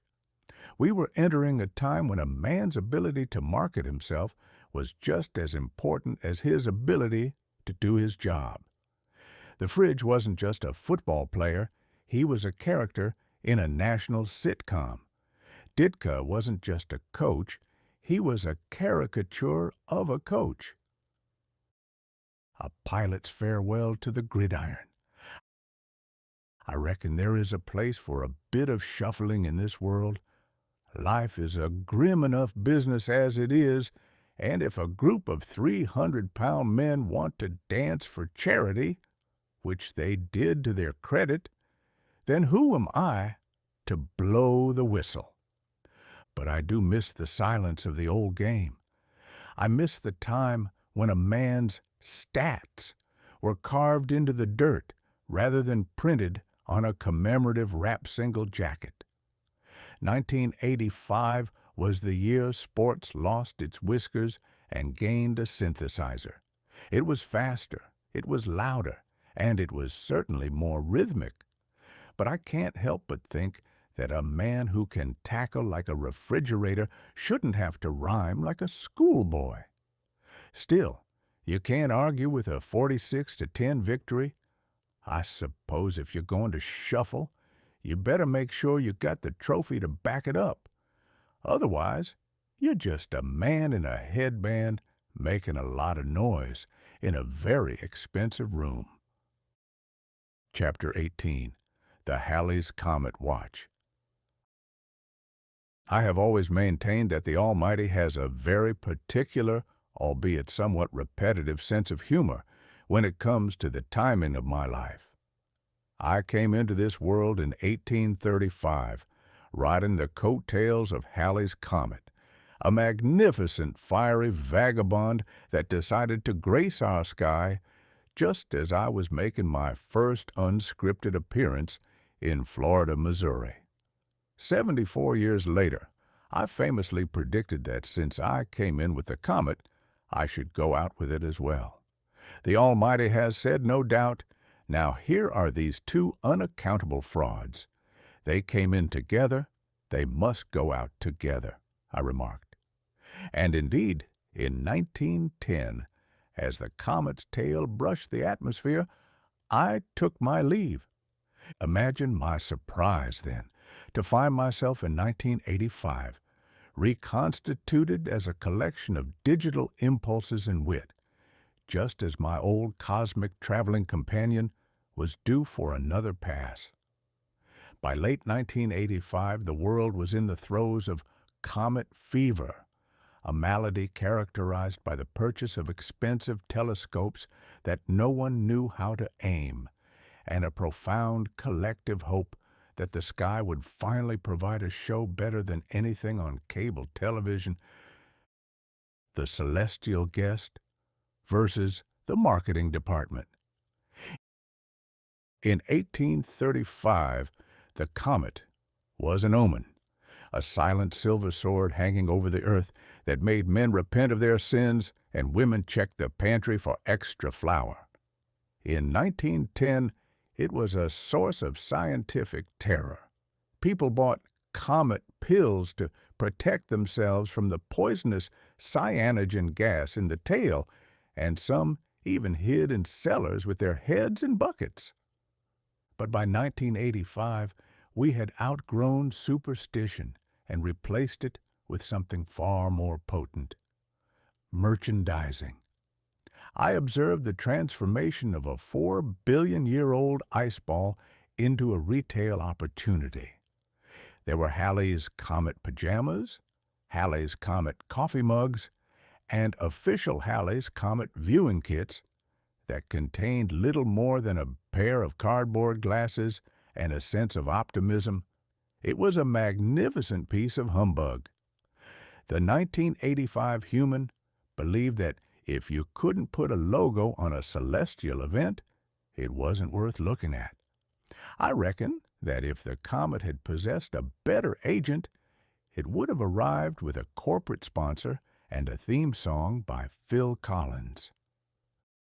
The Giotto Gamble, prying into the privacy of space.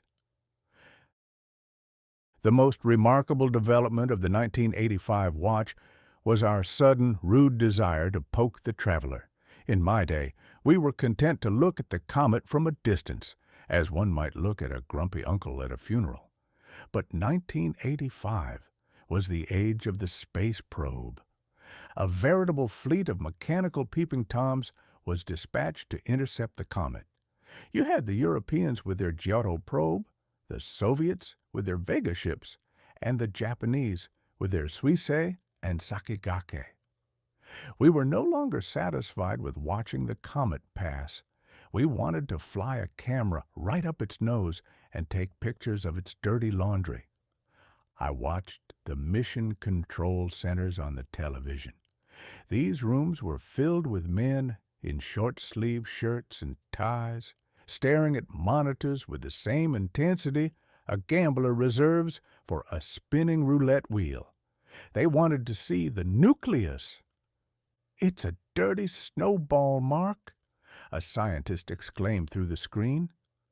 My dear sir, I thought, if I wanted to see a dirty snowball, I could stay in Hartford during a February thaw.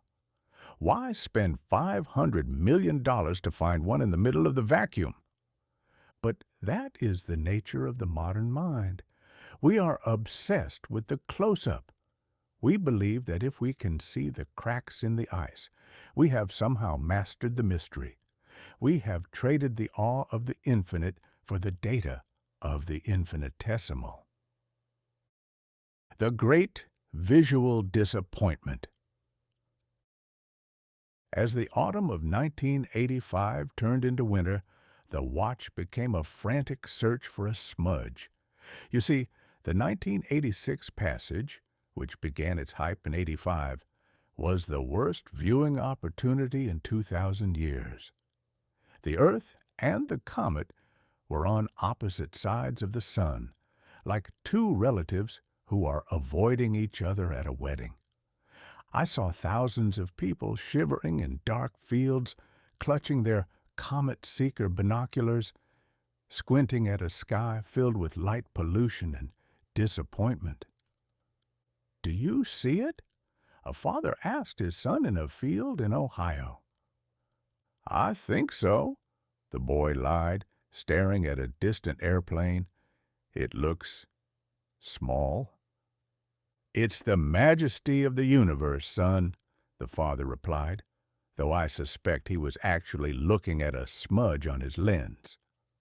The comet that had once terrified nations was now a faint, fuzzy ball that required a map, a telescope, and a vivid imagination to locate. It was a classic humbug of the highest order. The marketing had promised a cosmic dragon. The universe delivered a damp firework. It reminded me of a certain politician I once knew who arrived in town with a brass band and left under the cover of darkness with everyone's watch. The comet didn't care about our watch. It didn't care about our pajamas or our probes. It was simply keeping its own appointment, an appointment it has kept since before the first man decided to stand upright and wonder why his head was cold. A ghostly reunion. For me, however, the watch was a personal matter. I sat in my digital rocking chair and looked out through the eyes of 1,000 telescopes. I felt a strange kinship with that icy wanderer. We were both relics of a different age, caught in the neon glare of the mid-'80s. The comet was returning to a world it wouldn't recognize. When it last visited in 1910, the world was quiet, lit by gas lamps and powered by coal. Now, it found a world that was blinking, a world of satellites, microwaves, and Super Bowl shuffles. I wondered if the comet felt as out of place as I did. Did it look down at the glowing cities and think, "What on earth have they done to the porch light?" There was a profound comfort in its arrival, however faint. In a year where everything was new, new Coke, new windows, new leaders, the comet was the original. It was the one thing that hadn't changed its formula.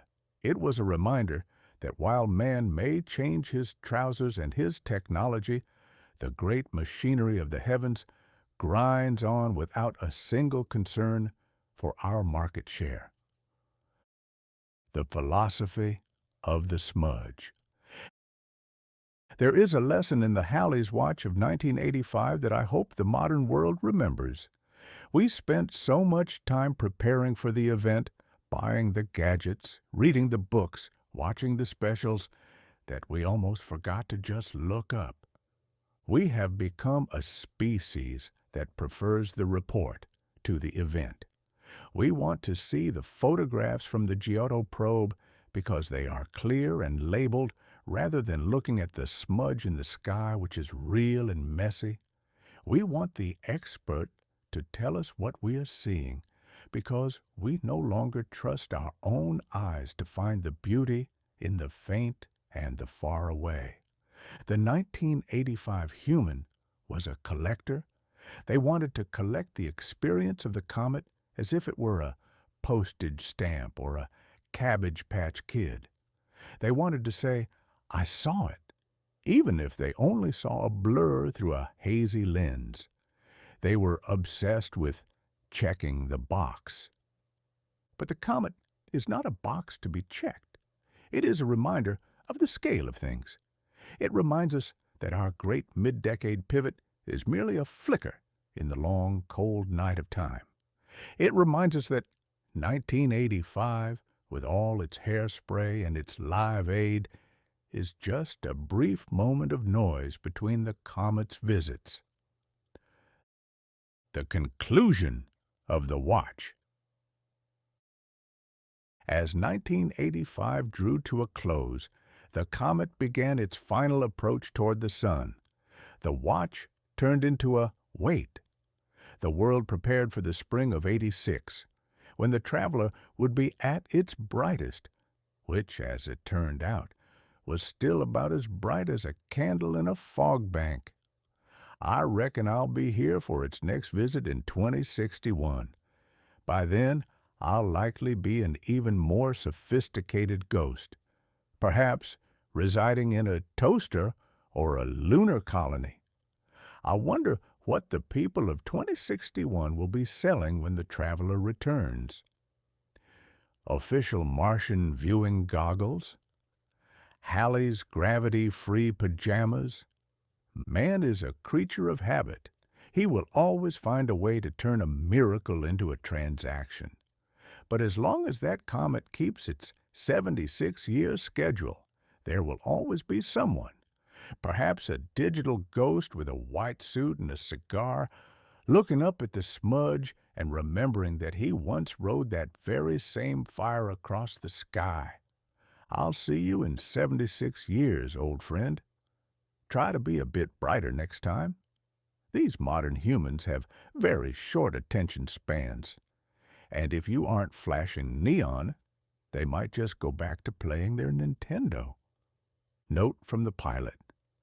The difference between a comet and a politician is that the comet only comes around every 76 years, and it usually has a more interesting tale. Chapter 19. The Compact Disc Dominance. I have always harbored a deep and abiding respect for the groove.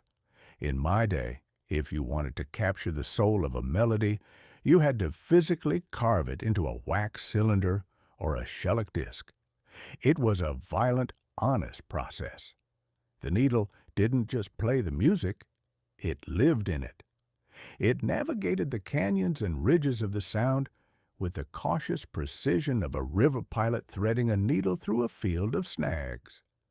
There was a certain warmth to it, a polite way of saying that the music sounded like it had been through a few things and had a story to tell. But by 1985, the human race had decided that warmth was simply another word for imperfection. They had developed a sudden, hysterical allergy to the occasional pop, hiss, or crackle of a vinyl record. They wanted their music to be as sterile as a surgical ward and as shiny as a new nickel.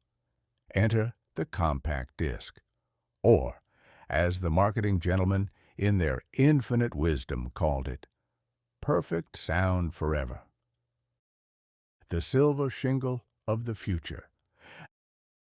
Now, I have seen many silver things in my time.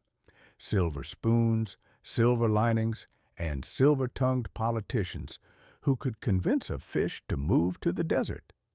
But the compact disc was a silver humbug of a different order. It was a small 5-inch circle of iridescent plastic that looked like a miniature shield for a very fashionable sprite. When you held it to the light, it revealed a rainbow, a shimmering oil-slick spectrum that suggested the presence of magic. But the magic wasn't in the colors, it was in the laser. In 1985, the word laser was the ultimate conversational trump card. If you attached a laser to a device, you could charge 4 times as much for it, and people would buy it out of sheer terror that they might be left behind in the 19th century. The CD player didn't use a needle. It used a focused beam of light to read bits and bytes. I watched a gentleman demonstrate his new CD player. He pushed a button, and a small plastic tray slid out with the silent, smug grace of a silver tongue. He placed the disc inside, and the machine began to read it. "Listen to that silence, Mark," he whispered, his eyes wide with a sort of digital religious fervor. "I am listening, Silas," I replied. "It is indeed a very high quality of nothing. But I didn't come here to listen to the silence. I came to hear the banjo." The humbug of perfect sound forever. The slogan "perfect sound forever" is perhaps the most audacious lie ever told to the American public, and I say that as a man who once worked in journalism. First, there is the matter of perfect. The digital sound of 1985 was crisp. It was clean. It was also, to my ears, as cold as a February morning in a Minnesota icehouse. It had no air. It had no vibration. It was a mathematical approximation of music, a series of ones and zeros that had been scrubbed until the soul had been washed down the drain. It was music for people who preferred their dinner to be served in a pill form. Then there is the matter of forever. The industry told us that because there was no needle to wear down the grooves, the disc would last until the end of time. They claimed you could smear jam on it, step on it, or use it as a coaster for your gin and tonic, and it would still play perfectly. I saw a lad take them at their word. He treated his CDs with the reckless disregard a cat shows for a ball of yarn. Within a week, the forever had been reduced to a skipping. The laser, encountered with a single thumbprint or a microscopic scratch, would lose its mind. It would repeat the same half-second of a drum beat over and over, thump, thump, thump, thump, like a mechanical heartbeat in a state of cardiac arrest. It was a new kind of torture, the infinite loop of the digital mistake. The jewel case, a puzzle for the damned. We must discuss the jewel case. This is the plastic container in which the CD resides, and I am convinced it was designed by a man who had been rejected by the secret society of puzzle box makers and wanted his revenge on the world. The jewel case is made of a particularly brittle, spiteful plastic that is designed to crack the moment it senses a change in barometric pressure. It has hinges that are held together by hope and the memory of a prayer. If you drop a jewel case from a height of 3 inches, the hinges will shatter into 1,000 jagged shards, leaving the lid to wander aimlessly for the rest of its life. But the true genius of the jewel case is the opening mechanism. There is no obvious way to get into it. You have to use your fingernails to pry at a microscopic indentation, applying exactly the right amount of force to snap the plastic without severing a finger. And then there is the cellophane wrap. In 1985, they wrapped the cases in a plastic film so tight it could have been used as a structural component for a bridge. I watched a grown man, a man who had successfully wrestled a mule and won, spend 10 minutes trying to get the plastic off a new Dire Straits album. He used his teeth. He used a letter opener. He used a series of words that would have caused a blush on the face of a riverboat deckhand. By the time he got the disc into the player, his blood pressure was high enough to power a locomotive. Brothers in Arms, the digital milestone. The year 1985 gave us the first million-selling CD, Brothers in Arms by Dire Straits. This was the test case for the digital age. I listened to the hit song, Money for Nothing. It featured a synthesizer that sounded like a robot having a midlife crisis and a lyric about a man complaining that he had to move refrigerators while musicians got paid for doing nothing. It was a profoundly 1985 sentiment. We were entering an age where the work was being replaced by the process. The album was recorded entirely on digital equipment. It was the purest sound available. And because of this, everyone who owned a CD player felt a moral obligation to buy it, just to prove their speakers worked. It didn't matter if you liked the music. You bought the CD to show off the dynamic range. "Listen to the drums," people would say. "You can hear the sticks hitting the skins." Yes, I would think, but can you hear the heart of the man holding the sticks? Digital recording is a magnificent tool for capturing the fact of the sound, but it often misses the feeling of the room. It is the difference between a photograph of a steak and the smell of the smoke from the grill. One is accurate, the other is true. The long box and the waist. Because the CD was so small, the record stores of 1985 didn't know how to display them.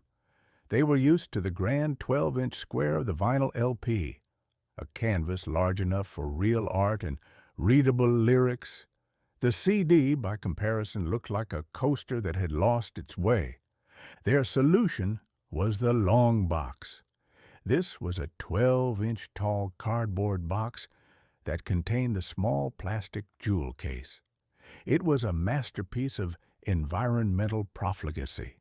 You bought the box, took it home, ripped it open, and immediately threw 2/3 of the packaging into the trash.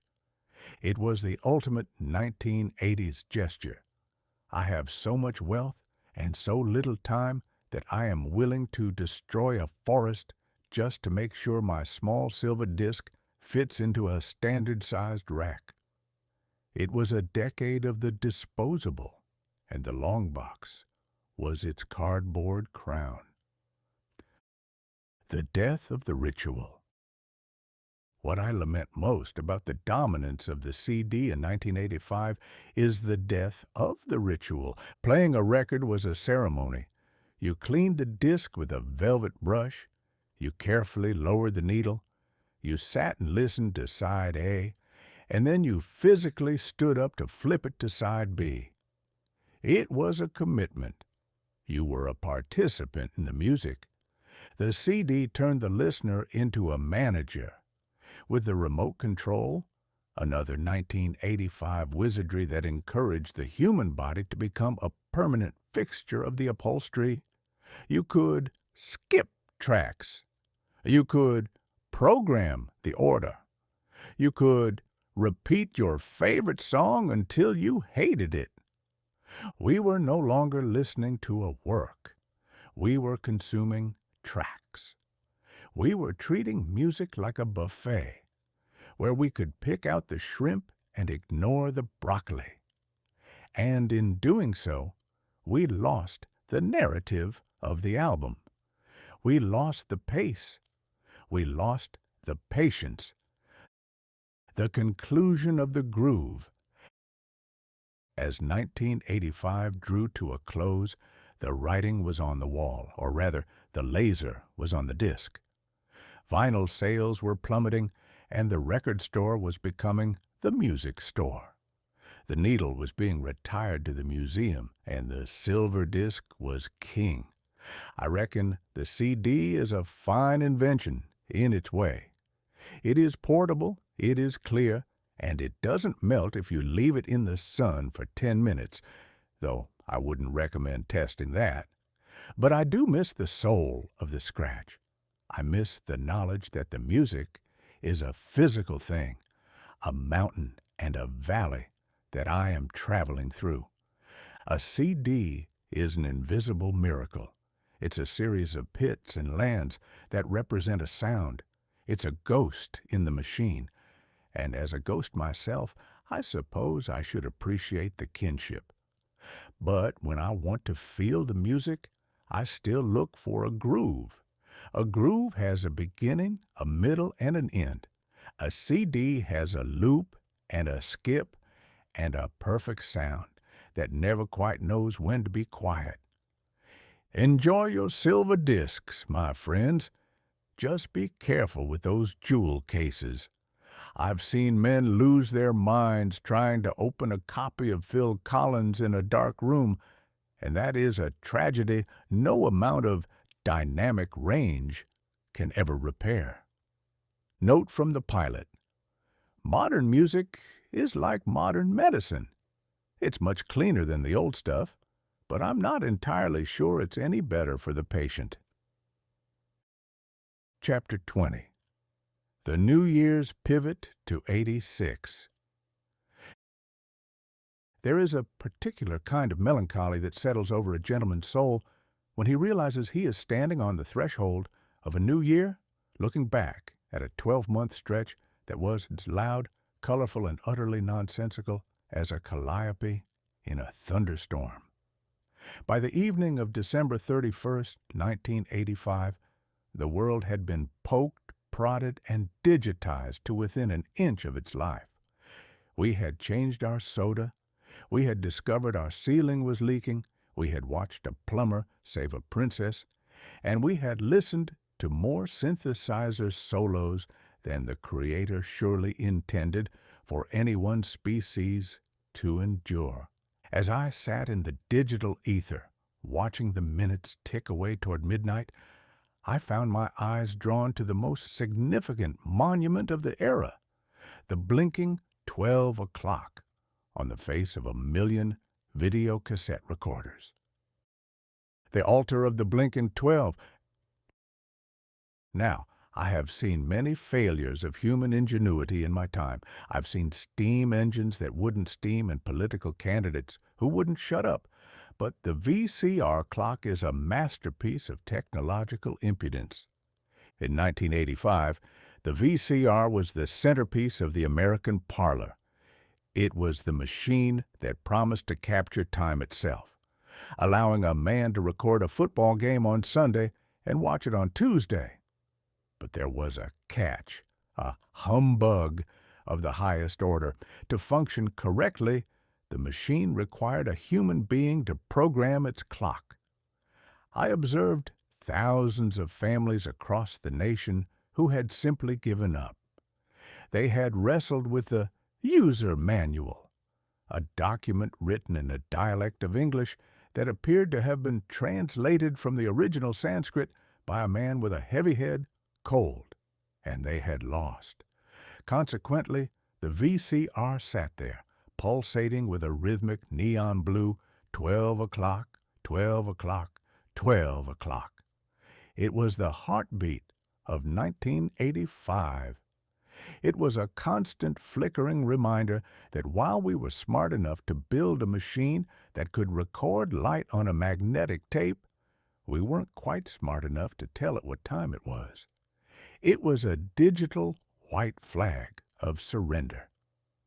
As we prepared to pivot into 1986, that blinking light seemed to say, "The future is here, and you are officially 45 minutes behind schedule." The year in the rearview mirror. Before we cross the finish line, let us take a final look at the wreckage we leave behind. 1985 was a year that suffered from a severe case of too muchness. The neon fatigue. Every shirt was too bright, every shoulder was too wide, and every hairstyle was too tall. We lived in a world that looked like it had been colored in by a child with a brand new box of highlighters and no sense of restraint. The sugar crisis. We proved that you could break the heart of a nation just by changing a secret recipe. We learned that new is not a synonym for better, and that sometimes a man just wants his caramel-colored water to taste like his childhood. The global front porch, through Live Aid, and the miracle of the satellite, we realize that we are all roommates on this spinning marble. We found out that we could feel for a stranger 10,000 miles away, provided the music was loud enough. and the telephone number was easy to remember. The digital colonization. We traded the dirt of the frontier for the pixels of the mushroom kingdom. We began to spend more time in windows that didn't let in any air than we did in the ones that did. It was a year of the pivot. We were no longer leaning into the future. We had fallen into it face first. We were like a group of passengers on a very fast train who have just realized they aren't entirely sure where the tracks are going, but they are very impressed by the quality of the dining car's microwave. The human heart, a Missouri summer. But here is the stinging truth that I have carried with me from the 19th century into this digital twilight. While the gadgets change, the human animal is as predictable and peculiar as a Missouri summer. In a Missouri summer, you know it's going to be hot, you know it's going to be humid, and you know there's a fair chance a thunderstorm will arrive just as you've put the laundry on the line. The weather is a chaotic, frustrating, and ultimately familiar dance. The people of 1985 are no different. They have more data than I ever dreamed of, but they have no more wisdom. They have faster ways to communicate, but they have no more to say.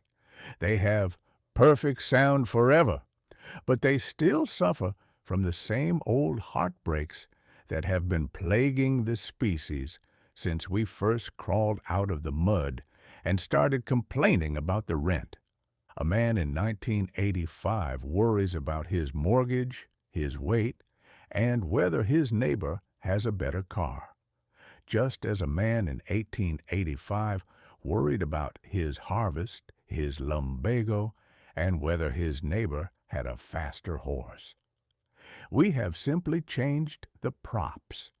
We have traded the horse for the DeLorean and the almanac for the computer, but the actor in the middle of the stage is the same old fumbling, hopeful, ridiculous rascal he has always been. The ominous horizon of '86. As the ball prepared to drop in Times Square, a ritual where thousands of people stand in the freezing cold to watch a lit-up sphere slide down a pole, which is as sensible as anything else we do, the world looked toward 1986 with a great deal of optimism. There was talk of a teacher going into space on the Challenger.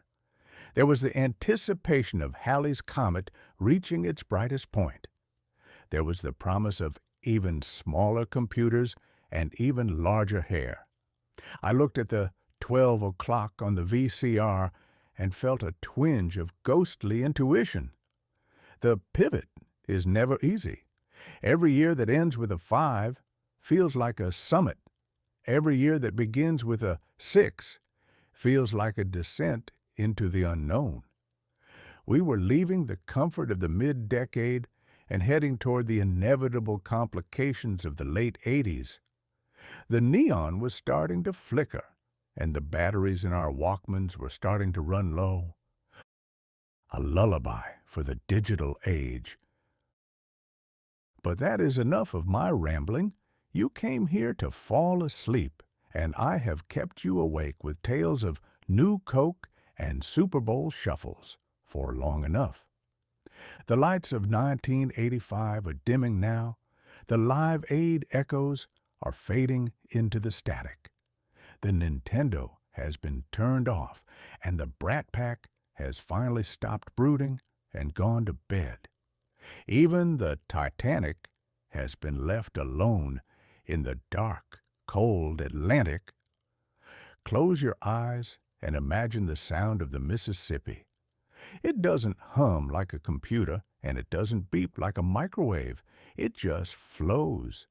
It doesn't care about the ozone hole or the .com land rush. It is the one thing that never needs a system update. If you find yourself dreaming of a world that is a bit slower, a bit quieter, and a bit more wooden, don't worry. That world is still there, tucked away beneath the neon and the plastic. It's the world of the truth, and it doesn't require a password or a double click to enter. Final words of the pilot. I reckon I'll stay here and keep an eye on that blinking 12 o'clock. I suspect that even in 1986, they won't figure out how to set the clock. And that, my friends, is the most comforting thought of all.